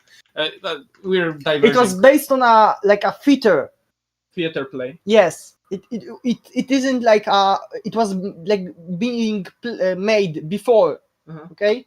Okay. And it was. It's a classic. God damn it! Nobody watched it. I know. Nobody watches your lesbian movies, Info. Then I have one. 1, 2. No, I do not have two. I do not have a second lesbian movie. I have lesbian novels on the shelf. I have to my left. None of them are lesbian. You're None of them are Dutch shelf. There's yaoi right there. That's not lesbian. That's yaoi. Oh my god. Okay, well, whatever. We will not That's discuss boys this. love. That's hard. You cannot tell me Heartstopper is a lesbian Okay, novel. fine. And it's Okay, not even a novel. It's a comic book. it's the same thing. It's just with pictures. Whatever. SUBUTAI, I remember you talking earlier, even earlier, with Bobo about how sticks were, like getting hit with a stick, of course, hurts. Mm-hmm. And we have actually, if people in the chat know, and if you know, of course, the famous Japanese swordmaster Miyamoto Musashi, that's very dirty tactics he did. He would show up late to his duels. He would sneak attack his opponent. It's Miyamoto Musashi. Yeah, but this And his first opponent he dueled, he just straight up beat up with a stick and killed him. Yeah. Yeah, exactly. What do you mean? How do you know? And I know from experience, like the quarterstaff was the first weapon I ever trained with. Boy, does that thing pack a punch. Compared to a longsword fetter or anything like that, or even a regular longsword, just the percussive impact of that staff is a sight to behold. And the speed that you can manipulate that thing with as well, if it's good wood. Yeah, because doesn't it have a lot of leverage when you like grip it at the very end when you fully extend your range? Don't you have like the most amount of leverage you can have, and that is what makes the percussive impact. Okay, this is makes it so fast too. That's what allows you to switch directions when you thrust, and so that's why a spear is so good. Is you have that advantage, but then you don't have to apply much effort to just pierce your opponent. Yeah, this is something I wanted to tell everyone, because there is a misconception that longswords are actually less maneuverable than one-handed swords because they're two-handed for some. It's game logic. It's actually not like that at all. Yeah, that's what I was saying about the snap cuts too. Yeah. Yeah, like, longswords really are actually more maneuverable because you have 2 points of leverage. Well, you have still 2 points of leverage in a one-handed sword, but they are much weaker than a two-handed sword. And this allows the longsword to be both relatively actually light, but still very long and extremely maneuverable. If you see longsword competitions in HEMA, a lot of them are actually quite faster, I would say, than some of saber fights. You can see the fights transition instantly from like Krieg to like very point blank Zwerchhau throwing. Personally, I'm not a huge fan of, because I cannot really tell what's going on most of the time. A longsword is definitely, I would say, one of the. No, in a second. Miyamoto Musa, the stick thing didn't happen. Sure. We are not even sure if his rival existed. Okay. I think we can be pretty sure he was a killer swordsman, and I think we can be pretty sure he taught students. He has his book, and I think we can also be pretty sure at least half of what's said about him is correct. But I think if even half of it is correct, that still makes him a legendary swordsman. You don't make legends about somebody like that who was an imbecile in real life. Like, he obviously did a lot of amazing stuff with the sword. No, that's why he's so famous. A lot of famous characters from his stories are fake. They didn't exist, fictional. But he's not fake, is the thing, No, right? the swordsman is no. Miyamoto Musashi existed, but his greatest rival was an obscure person in history, and some even believe that it was a fictional person. Yeah, he was obscure because he died, and that was the only. Sometimes that's all there is to it. And Yep. I'm of the opinion that yes, there might be some things about him that are embellished, but that doesn't take away from his achievements. That if there's stories that are told about somebody like that, there's some version of the truth in there. So. Though we do have multiple cases now of famous people just overplaying their achievements. Yeah. Like, for example, Hitler said that, well, yes, he did receive the Iron Cross as a mere private in the World War. He said later that he captured like 500 soldiers in the World War One. Yeah. Yeah, he totally did that. Here's what I would say. He's probably not like the best swordsman of all time. I think that would be rather silly to say. I do think he was really good though. No, it's not easy to enter Japanese Legend. Like people who enter at Japanese Legend are usually pretty badass warriors, and there's other people who are often underplayed, but they're in the history record in the first place because they were good. Most samurai were just nobodies who never make it into the history books. We don't even know their names because they're like 10% of the population, which is a small portion, but it's like Polish nobility. That's still a fair chunk of people. Yep. And most of them are not known. They're just nobodies who fought for their lord, and that's it. We don't know who they were. Well, or interesting. Some of them are Ronin, now too. let's the Ronin. Okay. Well, the fight is actually amazing. I would say. Because Martha actually has a good matchup against Easy. Does she? Yes, she does. What? Yeah, she does have a good matchup against Easy. Oh, interesting. Mostly because her side steps are very good, and Isabella, of course, being the main center character. Yeah. She can also blade beat her, unlike Marie. So long guarding is not an option, and her dash can go, and most of her actually Easy's head. So one, and back in the day you could like blade beat it except. Okay, interesting.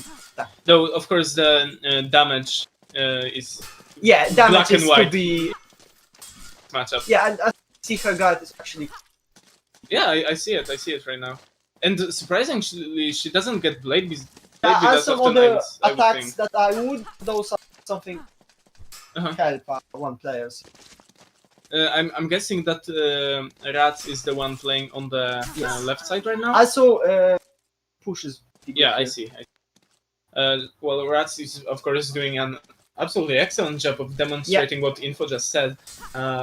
Doing extremely well in a matchup that is otherwise, you would expect Marta to struggle a lot against Easy, being, the lesser one of the two rapiers. Okay, Marta doesn't struggle. Marta is actually pretty good. Mm-hmm. Your winning record shows that. Okay, sure. Okay. I'm sorry. No. Sure. Okay, and a feint there. But against Marie, she struggles a lot. Mm-hmm. Yeah. Yeah, and against Barabash, and against Sam, and against Jan. Let's see. Will Ratzer be able to close this out? Every saber struggles against Barabash. It's Barabash. Who is playing Isabella? I would guess it's Captain Usami. Adler. Oh, Captain Adler. Well, Captain Adler, of course. He might well win. We see a measure from him. Actually, we are predicting that high guard attack very neatly there, because for those that don't know, that attack actually bypasses auto guard quite heavily on Isabella. Very good pressure tool. Marta should get like a punch buff. She should, yeah. Most of her, especially on the wrist. Like with Marie, at least when you have a pretty big chance of killing instantly. But Marta just hits her wrist and does. Rats attempted a push there and he got swept off his legs there. Sorry. No, it's literally what happened. But yeah, it's okay. Whatever. You're the one. I get it. It's fine. Nice. Okay. Yeah, let me know if that changes, guys. They say a little bit of lag, but it's fine, which is expected. So. Go Rats! You'll do amazing. Yes, you're doing amazing, guys.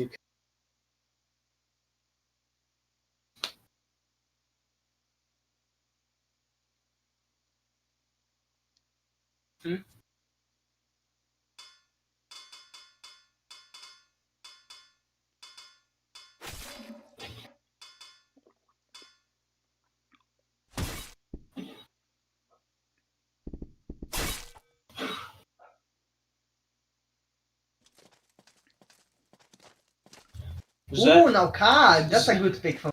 Yeah, that's I think one of the better calcs of the server.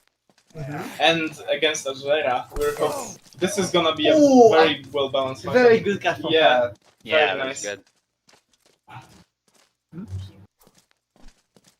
Radzik throwing some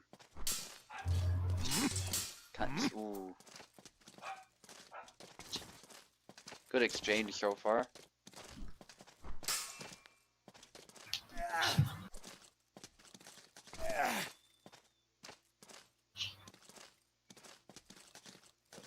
Well, both fighters keeping a pretty safe distance. I think they're trying to think about next. Dejera attempting blade beat there. I know that move blade beats, even if you're not in long. Ooh, a nice sidestep. Captain Adler appears to be playing quite clumsily. Oh, but and a chop there. Yeah. Yeah. A thrust out of measure into a snap cut. This is probably one of my favorite attacks to do on Calc. Hits the head, extremely fast, very good range. Yeah. So far, Zero. I haven't seen Captain yeah? Adler play Zera that much, to be honest. I think it's showing. He's kind of Zera's struggling to keep hand. up. He is, but maybe another character change will help him win the next one. Okay, well... Nice. Oh, and follow Follow up that from up. that. Yeah, that was great. I didn't know that's a combo that exists, but... Well, Radzik, she never Sidesword is very like... with Sidesword, they really like doing like upcuts like this. From the cut and then up. Very good for blade beats too. Yeah. With the bait this one. And then you attack and follow up with anything, to be honest. Probably a thrust. They also do a lot of the like 1-2 cuts, but they sort of cut from the right side and cut from the left, and then they switch up the tempo out of nowhere when you think you can punish them cutting out of measure like that, and then they catch you with the snap cut or some other attack. Yeah, I think also like a great character that should have like the attack linking instead of Hassan should be Kalk, mostly because like Sidesword is very much all about, especially Mayors, like long attack strings that are supposed to like make your enemy think of a certain tempo. Yeah, So, I think Calc is more Bolognese actually, but you do see that from what little I've seen in Bolognese, like that type of stuff as well. Big surprise with similar weapons. So. Bolognese, however, puts a very special pressure on immediately countering another blow. So, let's say you are in a duel and you hit someone lethally, but they still have that little bit of gas left where they try to hit you again. Bolognese is all about teaching how to parry that and follow it up with another, and a whiff from Radzik. Yeah, Captain probably Adler expected a thrust from... Yeah. Ooh, nice try, though. Oh, again, nice try. Just again. missed it. A very and Captain Adler hitting the. Oh, I don't know if I can say that word. Bobo taught me how this thrust is called. He calls that thrust a very specific way that is not quite safe for YouTube audiences. And he taught me never to use it, but apparently it works pretty well. Oh, nice! What? No, it's... What? Captain Adler... Captain Adler, some really crude, and I'm not saying this to hate on him, of course, that's Zera's moveset for you, just really crude sort of stumbling thrusts that are somehow overcoming this really stylish gameplay by Radzik. as Yeah. he's hoping to make a comeback. It's like that one Indiana Jones scene where the one swordsman is showing off. He just Yeah. pulls out a gun and Yeah. Jesus. Just forward Y. Long guard Y. Moves there. That's all you need. Obviously.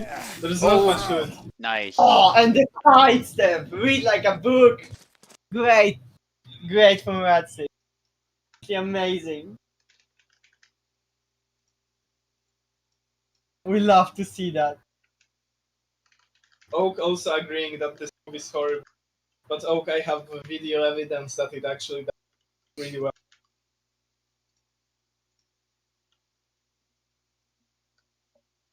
Good job. Yes. And now for the final one. Is it a fight? Well, it might be. I don't know. Well, Radzik going with Laszlo and Captain Eller go. It's called Laszlo. In Hungarian, you do a lot of shit. Laszlo, it's Hungarian, yeah. Yes. Yeah, they do. Yeah, it's Laszlo. It's not Laszlo. It's Laszlo. What are you looking at me? Where are you looking at me? What country are we right now? We're in Poland. But Laszlo Okay. is Hungarian, so like that's the whole. Grzegorz Brzęczyszczykiewicz, yes, but like we still. Wąż Rzeczowicza? Huh? Powiat Łękołody? No, you say it wrong. It's Wiem, Grzegorz wiem. Brzęczyszczykiewicz, Chrząszcze-Szorowoszyce, powiat Łękołody.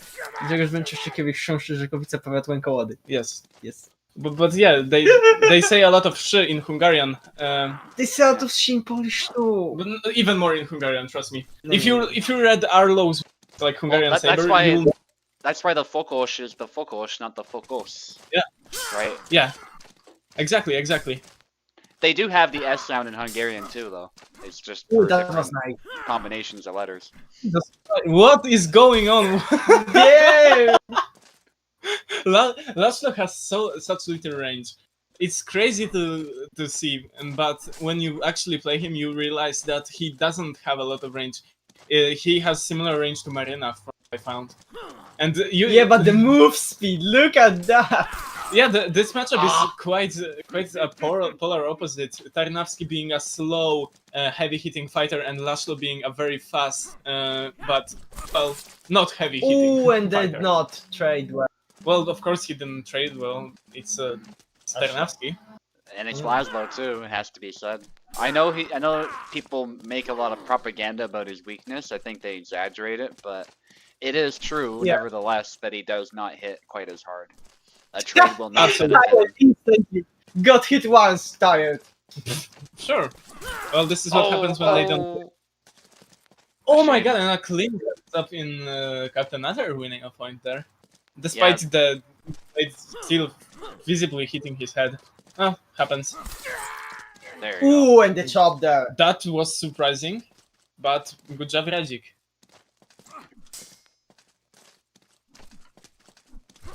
Nice. Oh, Catch him on the whiff. That was bread and butter, Laszlo there. Just move out of the range. Quick counter. Easy.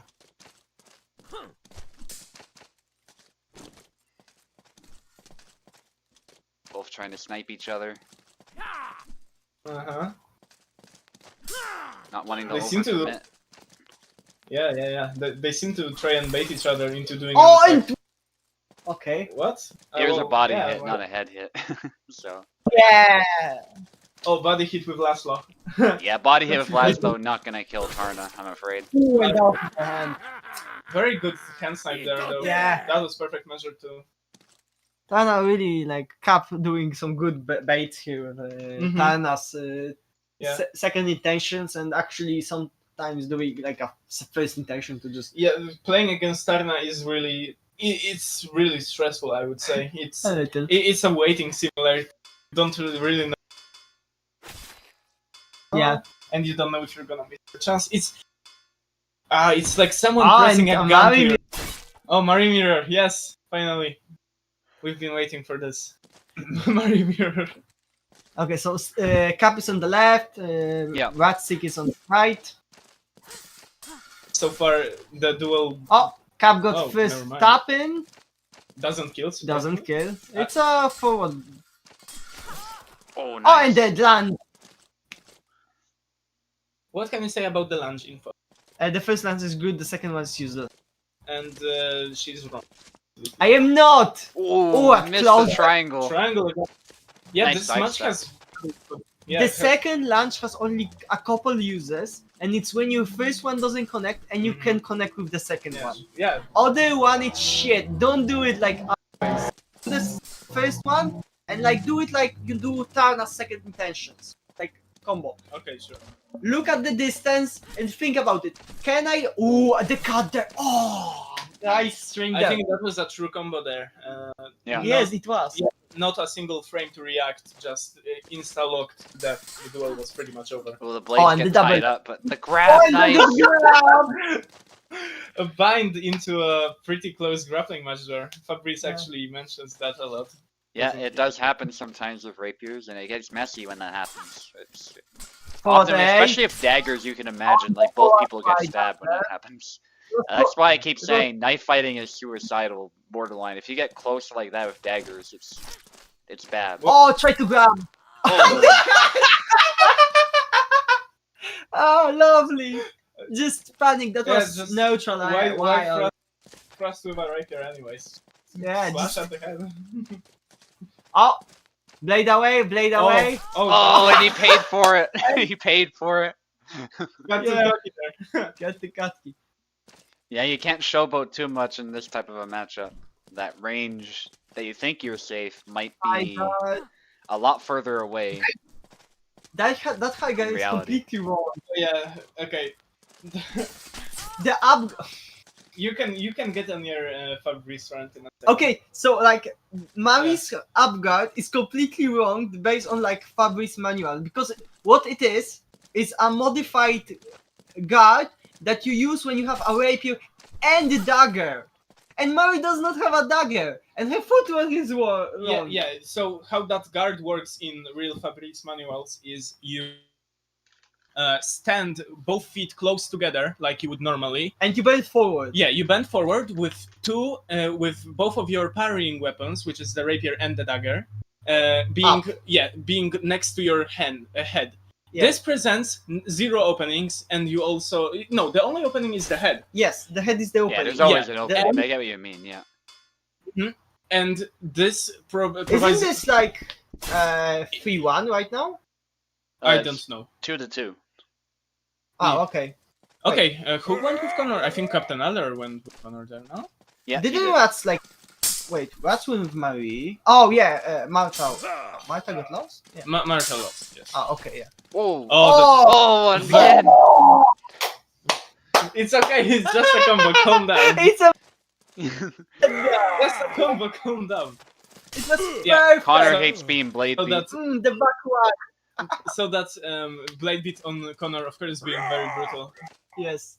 Okay, so, and the problem with the upguard is because Mari doesn't have the dagger, and she does not do the powering motion, and does not Yes. present only her head. It's useless. Yeah, it's not like it would be in real life. You would expect a thrust to the head, by which you would parry with your offhand, and Or then the rapier. yeah, well, the offhand is better. Yeah, of course, but like it's two Yeah, options. you still parry with something, and then you Attack. immediately riposte. Very It's powerful. similar to that other guard that Fabrice presents, where you like literally do the same like motion, but you don't have the dagger, so you put your rapier Horizontally and under your chin, under and your when chin. someone tries to attack your head with a thrust, you do Beat a it. cut. Yeah, you beat it basically out of the Way? Yeah, the trajectory, like you would parry a thrust normally with, like, say, a saber. Yeah. You beat it out of the way, and then you thrust immediately. Oh my god, Nice what stab. precision! And you do that horizontal or vertical motion in both of them, so that your opponent cannot control your blade doing it. Yes. A lot of Fabrice says, of course, about blade control. Every breaker. And Regic attacking the right side. Slashes the Captain leg. Adler's really relying on that shield as he moves forward. I think he's trying to force it a bit too much because his He is. opponent is finding ways around. A shield does not make you completely invisible. And Marie just pecking at his legs like a goblin. That's another one. Uh, Yeah, but Connor actually has a pretty good win rate, considering that most do not expect him to be that good. But it's A lot probably of it's mostly because oak. Yeah. yeah, a lot of it's Oak.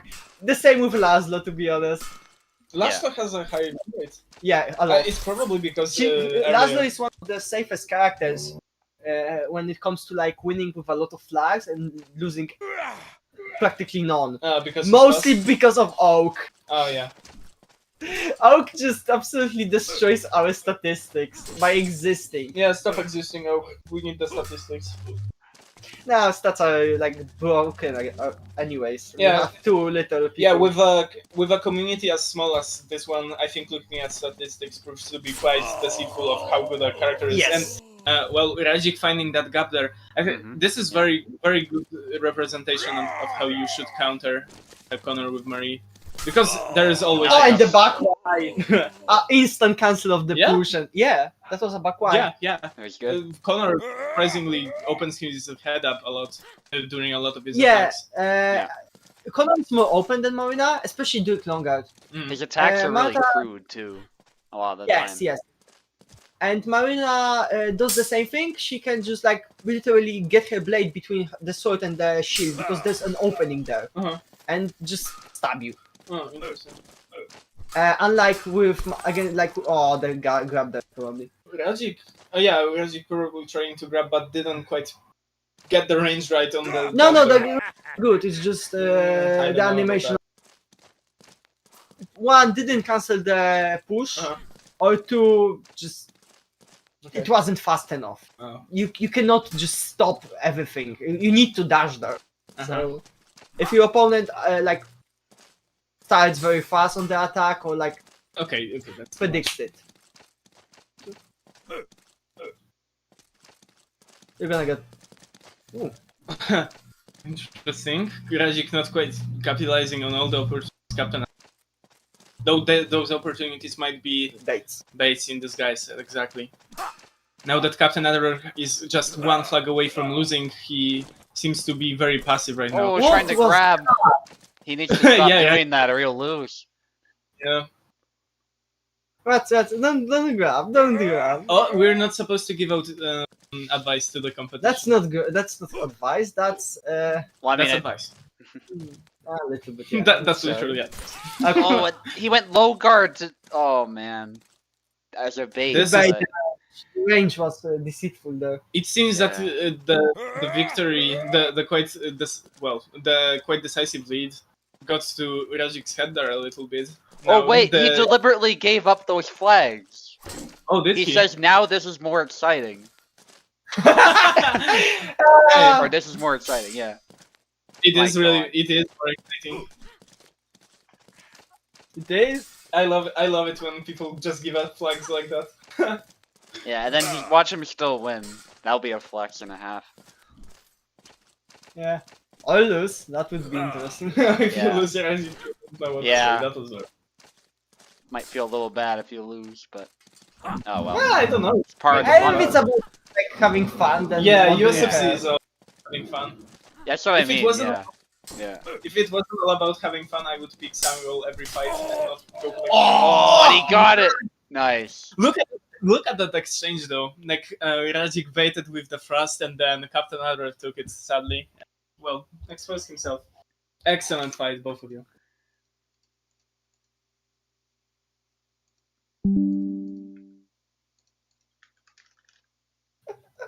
Amazing. Yes. No, you're fine. That's fine. That's the type of banter we like to see.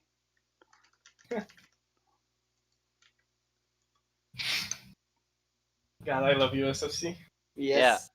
Yeah, I say we Oh. should be sportsmanlike, but that doesn't mean you can't taunt people. That doesn't mean you can't use banter, showboat. All these things are allowed. It's just about Yeah, being totally. decent to each other. As long as you do Think of that, it like you're good. Gladiators, sure. yeah, we are. This is gladiatorial combat. We are here to make. I'm not entertained. Yes. Yes? Yes. Yes, you're not entertained. Of course. Well, next fight is Great Square and against Sydney. I would say, Great Square is very. I remember welcoming him to the server, being a pretty new player myself. Grid Square, I know a lot about him because we typically play matchmaking. He's very decent and very decent, versatile player. He plays a lot of characters and tries his best, and actually gives me quite a challenge. Mm-hmm. It's not like I can just trample over him. I really have to beat him, and he's gonna be fighting against Insigni. Didn't he score second in the last tournament? I think he so. scored. Yeah, he did really well. Insigni left, by the way. Yes. Grid Square, right? Grid Square needs keyboard. Yeah, I gave him keyboard. Yay! Oh, Okay. Okay. Hang on. That was Happens. clearly an accident. Yeah, no worries. We're gonna restart that. Somebody's hitting Alt-Tab. Try not to do that. Or hitting the Windows key, one of those things. Hang on. Yeah, it's not you guys. One of them is doing it. Interesting.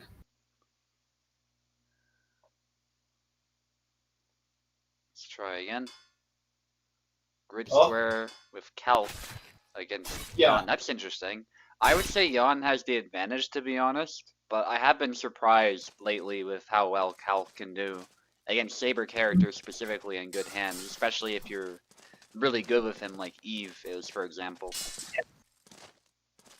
Saying that some sort of character has the advantage of the other tends to have the psychological bravado for the other person.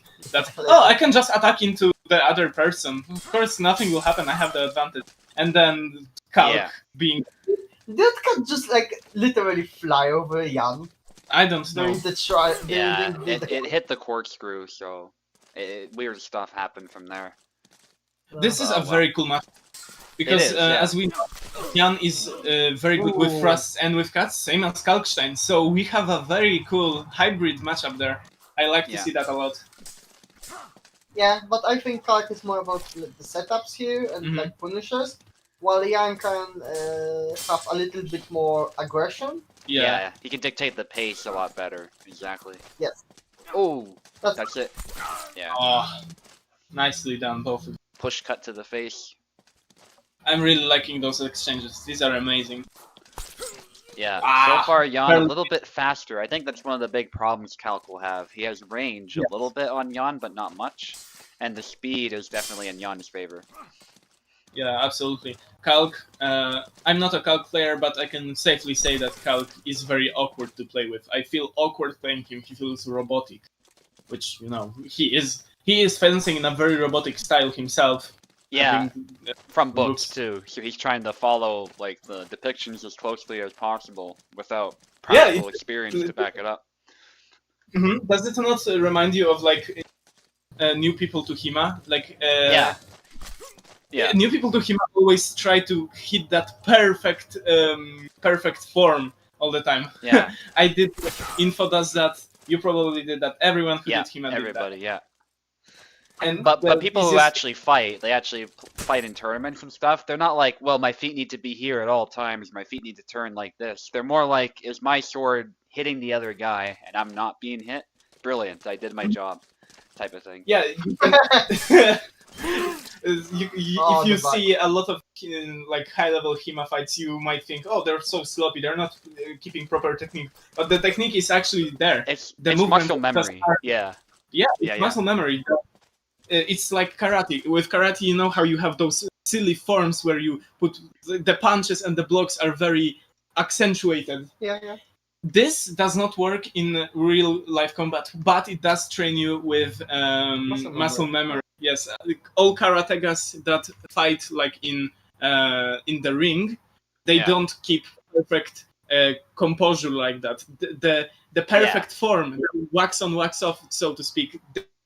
It's so cool to see that being transferred across. You do one punch, 1,000. There's always a sloppiness in a real fight that will occur that doesn't happen when you're doing patterns or training on your own, stuff like that. Now, Isabella against Jan. And that's kind of what I was getting at. It's like, of course they care about technique in tournaments, but at the end of the day, did you score the point? Did you take a hit as well? If you did not take a hit, all is good. Then you got your point, and you can move on. Or if you're in a real fight, is your opponent dead and you're relatively unscathed? That's good. That's all you need to do. It doesn't matter if your form was completely perfect. You just need that muscle memory to get into a dominant position without even thinking. Jan against Isabella. Who would you say has the upper hand? Probably easy. I tend to say Isabella, but I've won with Jan before in this matchup. It's definitely possible for either one. They're both S-tier characters. Possible to win like with Marie against Easy too, but like. But I think they are both really strong characters. So I really do think Jan, if you're gonna pick a saber to fight Isabella, he's not as good as Denise, I would say, but he's as close as you can get without being blatantly broken. As far as how even the matchup is. I would say that Barabas is slightly better because of his uppercut. I don't know. The forward, his upcut is good. I agree with that. I think Jan's reach is really helpful here, though. I've sometimes found Jan's reach is much more beneficial, but it depends on the day sometimes as well. Sometimes I'm like, nah, I prefer the fast cuts of Barabash, and sometimes I think the range is more valuable. It sometimes depends on the opponent you're fighting too. Against somebody like Venator, where you have to pick him apart slowly, I would take Jan most of the time. If I'm being objective. But against somebody like Luck, perhaps Barabash is better. Or Isabella, just match him with Isabella. But somebody with seems that the Moulinet blocked the afterblow there. Huh, yeah. And the fifth would be, I would really like something that can actually get through the guard fast and in one hit. Yeah. Yeah, Jan has that thrust, which hits your hand a lot. Like, I remember I gave Venator a lot of problems in that LARP event. I was just tapping his hand a lot, and he didn't know what to do. Yeah, and Synth probably could have problems with that, since her whole game plan often reflects about like single, perfectly, like, you know. Yeah. Timed and placed. Yeah. This is another thing that plays into the coolness, I would say, of this matchup is Jan's intense forward pressure against Isabella's repost game. Oh, very cool. They both had a similar idea there. They did a wraparound attack there, but Jan was quicker. And also that 7th guard protecting his back from Isabella as well. I like that a lot about Jan, that a lot of his sidesteps start with a sort of block. That's probably it. Isabella's tired. He has to finish it. He's whiffing. There's a hit, but it's not a double. It's not a double. You got too excited there. No, but like Izzy has absolutely atrocious stamina. Yeah. I don't really see it when I fight her, but I think it's because people are really good at managing their stamina. Like people who've played Isabella for so long know roughly how much they can throw. So mostly when good players get tired, it's more because they've been hit previously, and so their stamina pool is low. That's usually when people get tired. We just like literally saw those. Yeah. Also, it was Venator who I was fighting against. Like, of course, he's not gonna. He's not gonna tire himself out. Yeah. Yeah. I have a pretty good news here. Roderick, one of the Discord members, said that Sellsword Arts, very popular HEMA channel, will go to Poland in June of this year. Nice. June? Yes. Oh yeah, Pyrcon! Yay! That's good to know, actually, for people who live in Poland. Maybe you'll be able to catch them.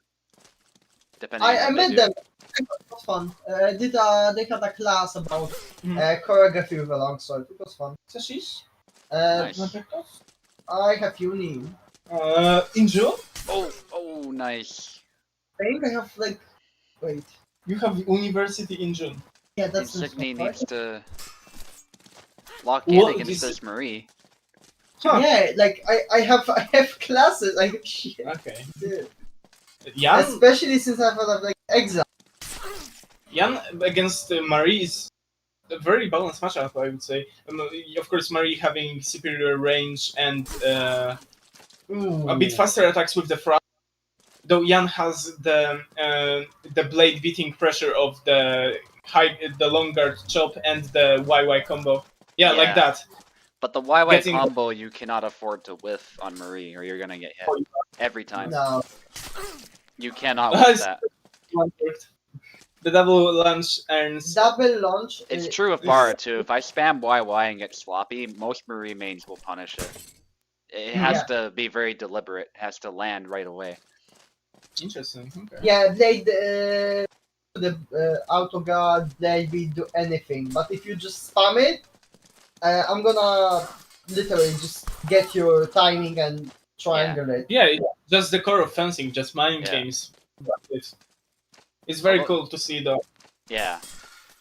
But if the YY hits right away, then there's no, like, you're just done as Marie. Because I've already gotten too close and something's gone terribly wrong. Okay, that's like that. Yeah, that was good. Second intention like, there. It's not unbalanced though. It's just whoever played their strengths better. Jan, of course, faster and having the potential to blade beat more than Marie. Yeah. So I fair game. know I would give some like inputs, but that would be playing favorites. No, we're not. We're coaching Marie players right now. Ooh, Signy, good to go now. Looks good. Yay. Bit of lag, possibly. That happens. Lag spikes are normal. I'm just glad it's stable now instead of like people were saying it was like 20 seconds of lag, which is that's an issue that should be addressed. It's very cool to see that a matchmaking casual player like Grid Square is doing so well against Insigni, who I think participates in tournaments way more than he does in matchmaking. Yeah. Also, he has way more. Oh my god! The launch into the first launch is better than double launch. Yeah, sure. You can actually like escape from it, do a backdash, triangle. You have options. Okay. And that second launch is just an option that takes you a little bit forward. Oh, Marie mains. It is better if you are absolutely caught on guard and need to go like dodge something, go down. A backway is better when you actually hit and want to follow up with something because you didn't kill. Okay. Signy gets one. Actually connect. I don't know why There's you a think. fight. There's a hit there. Grid Square is trying to whittle his opponent down after that initial hit, get the stamina down, and keep the distance. Play this clean. Cannot afford to lose. Get to the leg was nice, but is not able to follow it up just yet. And the problem. Gets very patient. This is a very important thing that you all have to remember. If you hit your opponent once and they don't die, you can hit them again. You can hit them again later. Do not go rushing in. You will die. Yeah, especially if Marie, like, you gotta keep distance still. You can't just walk forward, and a lot of the time anyway, you can't just walk forward and hit people. We've seen that a few times, but you have to know her combos inside and out. And you have to be in the right situation. Pretty historical duel here. Both walking in and out of distance, Marie probing with her rapier, see how the opponent reacts. Very historical combat. Of course, with the victory being on the line here, Grid Square, I don't blame him for playing passively. Yeah, and Insigny should do that too. He wants to win it. He doesn't want to throw this away and give him chances to make a comeback, especially because this Marie has been so tough. Why? Nice. He was just close enough to hit no kill. Oh, somebody's pausing though. Hopefully it's okay. I imagine Grid Square suffered a miniature heart attack there from that hit. Trust goes unpunished. Grid Square. Inquartado. Oh, that was a blunder. I think the Inquartado was a bit of a blunder. Yeah, Inquartado Marie is not that good. Unless it's at close range and already you know what your opponent is gonna do, which unfortunately Grid Square failed to predict. Well, it's still you cannot predict it. You can predict. You can. You can try. Yeah, you can. So roll of a die. You aren't. We aren't in Usami. We aren't Usami. Okay, we aren't Synth. We are Usami. We are not Synth. We are like her. No, like fencing is all about prediction info. You do not play. You do not do a lot of. It's about showing certain openings and knowing how to answer when your opponent capitalizes on them. Yeah, and how do you know when predict it when they capitalize? No, you see them. You look at how they have move, how their back arches, what they do, which foot is moving currently. Maybe if you have the range advantage over rapier, sure. But when you're in a real fight with a saber, a real weapon, you cannot really react that well, can you? Get good. Get a longer saber. All right, Yeah, somebody sure. needs to do the announcement. Do you guys want to do it? Sure, why not? I All right. know. The announcement for the oak fight, I assume. Oh, it's up. It's on now, who is yeah. I'm Who is fighting fighting Oak Oak? right now for the title Okay, shot. in the hold on, guys, don't. Here are your challengers. On the left, hailing from Russia, Earth, the current USFC champion, Oak. On the right side, the keeper of the Discord server, historian, scholar, and Barabash main, SUBUTAI Khan! Fighters, tap the gloves or something. Yeah, there we go. The match has begun. The match for the USFC title. Oak going with Jacek. Jacek being his new main, and the signature combo, the whirly combo he does, the double Y sidestep, earns him the first round.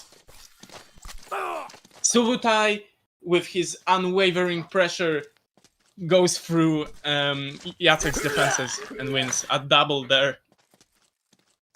Very fast moving match, very professional. Very, very explosive movement from SUBUTAI. Quite unpredictable too. Oh, catches Jacek on that, sorry, Oak on that forward X there. I like this matchup because actually because both do not play passively, both go for the kill, and you can see a very dynamic, very professional fight. Oak hitting there but doesn't capitalize on the stagger, and SUBUTAI kills him with the upcut. SUBUTAI with no mercy pressuring Oak's defenses, Oak failing to riposte in a meaningful manner. Huh! A double snap cut there from SUBUTAI. Bashes through Oak's guard. Quite hard to keep up with these two gentlemen fighting, and a very weird combo there. Earns both of them a double. SUBUTAI going for the more aggressive approach, but does not get through Oak's defenses. Forward X finds a riposte, one of Barabash's signature moves. Now Oak seemingly playing more passively, and the quad misses and gets his hand chopped off.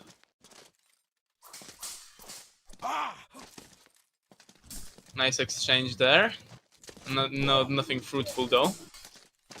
The YY combo doesn't go through, and Oak gets a point finally. Sorry, Oak. Interesting. Hand cutter move, as it is called. The upcut. The Barabash wins the upcut battle with Jacek. Jacek being, I don't know if he's faster. He's definitely more explosive than Barabash. Can get in and out of range quicker, but Barabash having the faster attacks, faster combos, better sidesteps, and more damage.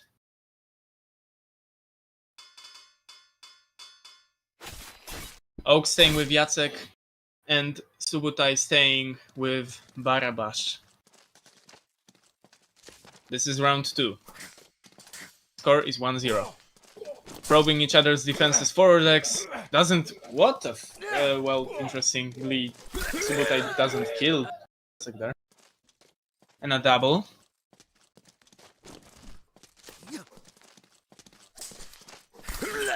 And an upcut finds the opponent's blade, but gets reposted instantly by the book by Oak there. Oh, almost that would have been dangerous for SUBUTAI, but another double. A double sidestep by Oak gets him another point. An upcut and doubling hit. And XY combo by Oak hits the head. Cut into thrust and a double. Subutai trying Barabash's sidestep again.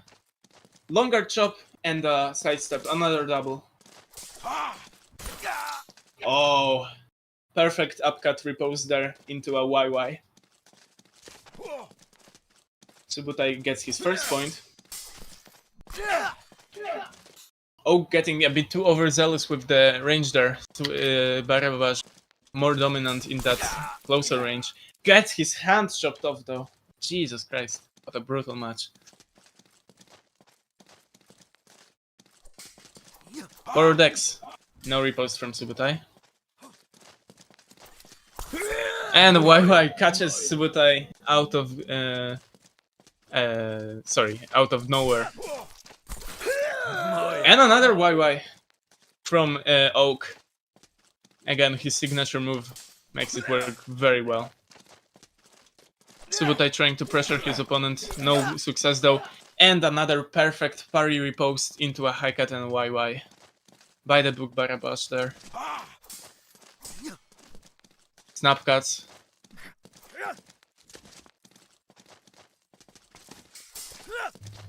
Oh, close call there.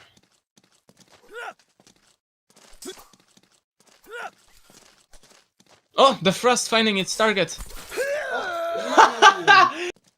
Very nice. A thrust makes Subutai tired and then XY. Oak attempting the Y. The Y sidestep again, but Subutai sees it coming and perfectly reposes. Oh, forward X to punish that YY out of measure. The score is 1-1. Will they stay with their current characters? We don't know. We will only see. Very competitive match. Oak, I think, already adapted very well to Subutai's gameplay. Oak, of course, having played a lot of Connor before, rather than Jacek. Subutai contemplating between Jan and Barabash. Still going with Barabash. Interesting.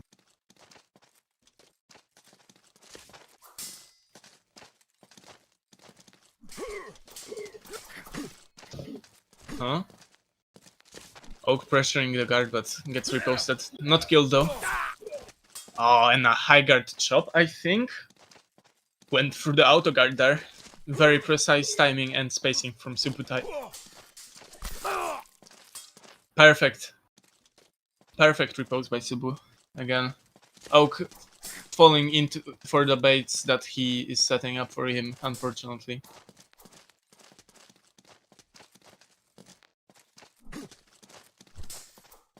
Both of them keeping their distance and double.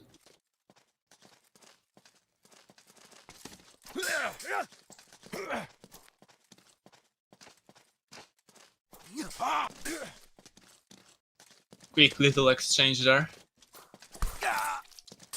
Oak pressuring, but Subutai sees that Y sidestep coming.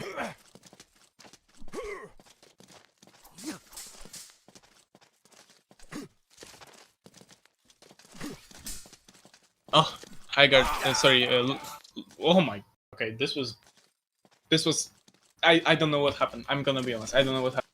Subutai having a very dominant. Let's see if Oak can come back from it. Do not get the difference get into your head, Oak. You can still win this. Yeah, just like that. With a perfect parry post by Oak.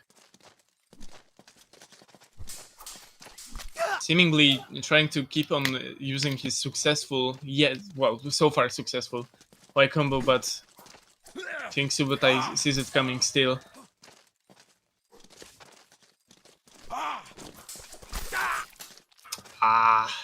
This is not looking good for Oak. Subutai needs only one more point to win. Well, win this match, not the entire championship. And an upcut goes through the auto guard, apparently, I don't know. But, well, SUBUTAI claiming his very decisive victory in this round. This could be the decisive round. The score is 2 points for SUBUTAI and 1 point for Oak. Both of them staying with their successful characters. Oak is on the right, SUBUTAI on the left. Starting off pretty aggressively.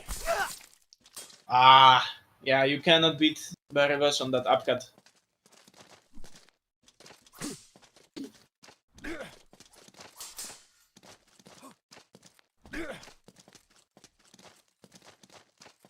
Oh, both of them in proper distance. Oh my god! Quick dash into a push, into a beautiful head cut. Very aggressive and very risky. Very well done. Huh. Oak attempting the use of left forward there, ends in a double. That cut into thrust is a very powerful attack class, and Oak shows that perfectly. It seems that it's having internet issues, I think. Oak says a bit of a stutter, we'll just let it pass. Yeah. I must say, this is a very hard match to keep up on. I feel like one of those horse merchants that wrap the you know what I mean. It's very hard to keep with the pace of this match. Oh, and a double sidestep there.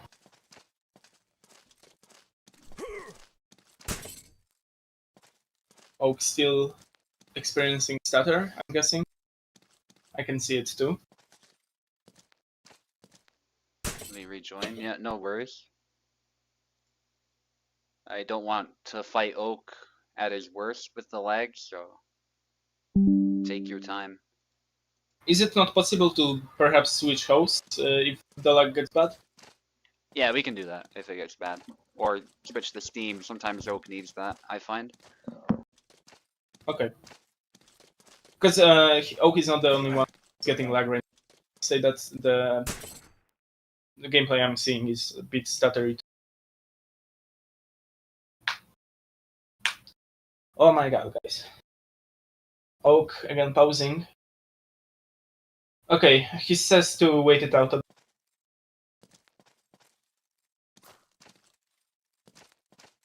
Remember, Oak, it is still possible. You can just switch hosts. It would be pretty favorable, I would say.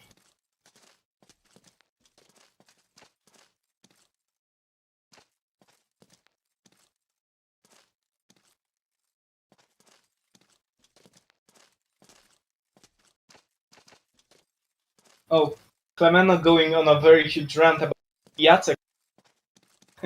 YouTube chat, right?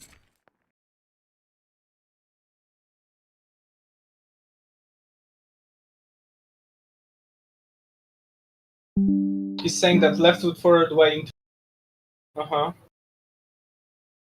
Interesting. Apparently, the left foot forward Y into right foot back X is not a good... Thank you very much, Clemeno, for this. Alright, we're trying Steam now. Usually it's better for Oak when he encounters these issues. Let's see. If you can move. Are you able to move? Is it the same? Is it worse? Oh, worse. Okay. Yeah, that's... Oh, if it's too bad, I don't know, Captain Nadler might be still alright. Yeah, he said playable but kind of not good. It's up to Oak. He's the champ. I'll let him decide. Yep. Oh, cool. Yeah. Okay, if Captain... well, let's just speak Captain. Pirkon is fun. Huh? Pirkon is fun. Pirkon is fun? It is, yes. I believe you. I wanna... Especially like... 500. How much is... Where is Poznan. Poznan? The housing prices absolutely atrocious though. Yeah, I imagine. The first time I have gone, the only reason I could stay there for was because one of the hotel did a mistake and didn't change the prices from like because normally a price for a night in Poznań would be like 100 zloty, Alright, join Captain 200. Adler's host. Yep. Doing Precon, it's like over 1,000, 1,500. Yes, so Oh my Okay, god. so for the viewers, we're keeping the flags. That means we both have a point. We have to score 6 to win this round. Yeah, both fighters need only 6 instead of 7 For points this to round, win. yes. And then if And- Oak were to win, it would be 2-2. Sorry, Captain Adler, if you could let me into, that would be great. And another reminder for the viewers, for the fighters, that the score is 2-1, 2 for Subutai, 1 for Oak. probably won't go to 0. Alright, Oak. Oh, okay, sure. Exams. Oh yeah, you need Yep. keyboard. That's the other thing. No. A lot of stuff to Probably not. remember, all good. I have. You do have that. Oh. Yeah, you should. Yeah. Somebody... And normally, like family friends house. So, you know, okay. Oh, the wrong map. Actually, Subutai, I have a question. Why not use this? Why do we It's prefer too the? dark. There's no it's too dark. boundaries, too. Well, there are Okay. boundaries, but they're like you can walk for a while. So I prefer there to be an actual ring. I think the Yeah, small yeah. void map offers a good balance between allowing you to move around a lot, but still giving Mhm. you very clear boundaries that you have to stay within. Okay. You know, just like I a also formal think- HEMA bout. Though I think circle map would be cool Circle map would be cool. Yeah. with no corners because Well, let's focus on the fight. This is a very important fight. I'm sorry. ooh, and the upcut. Yeah, thrust out of measure into an up. Seems that Subutai's favorite move there to punish any sort of whiff. Oh no. Oh, Jesus Christ.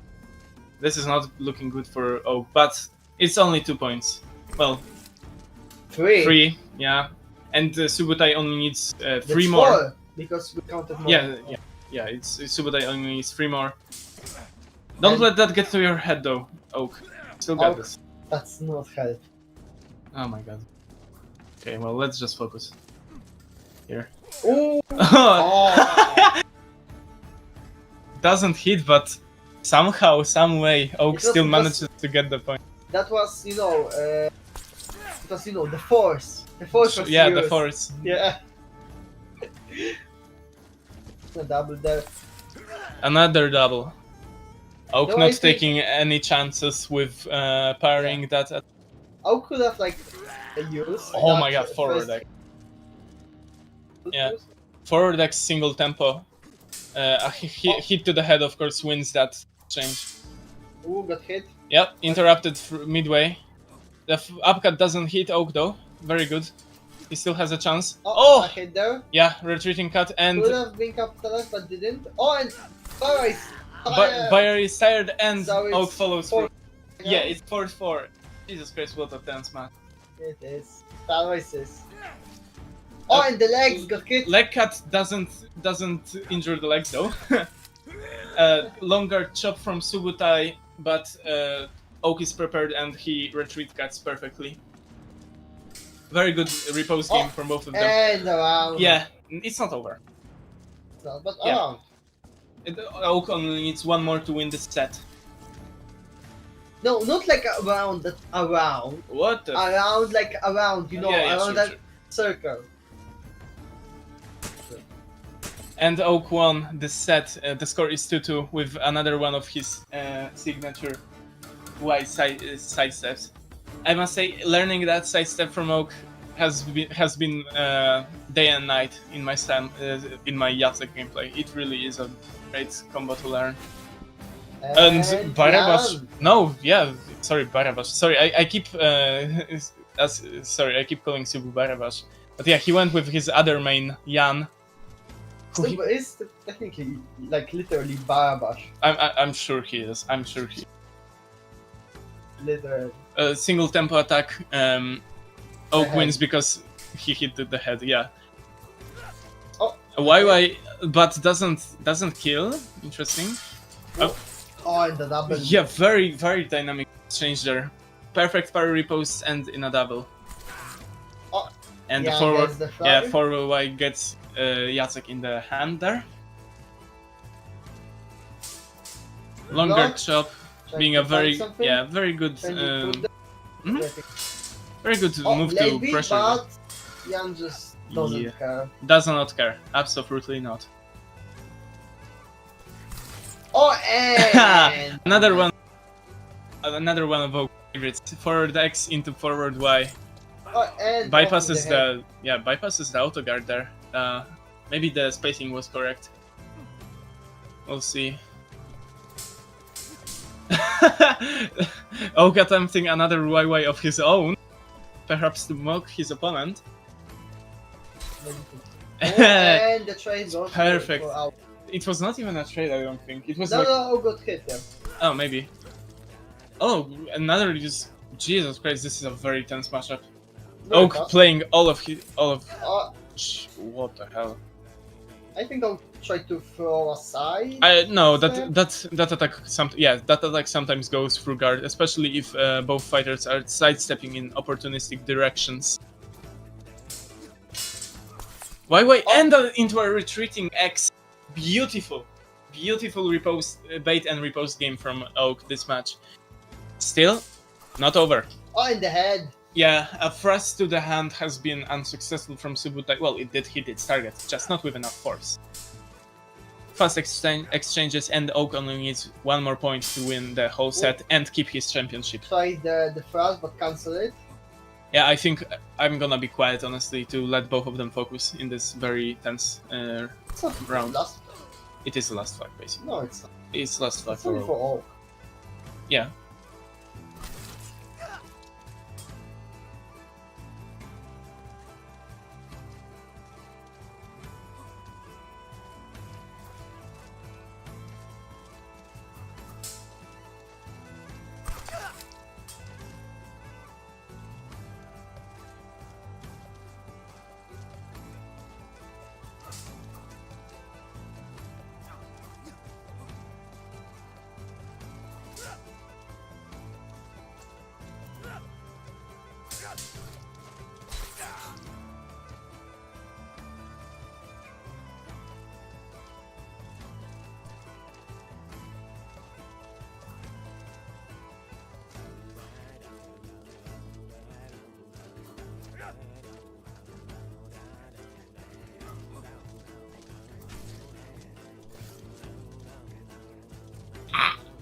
Sorry.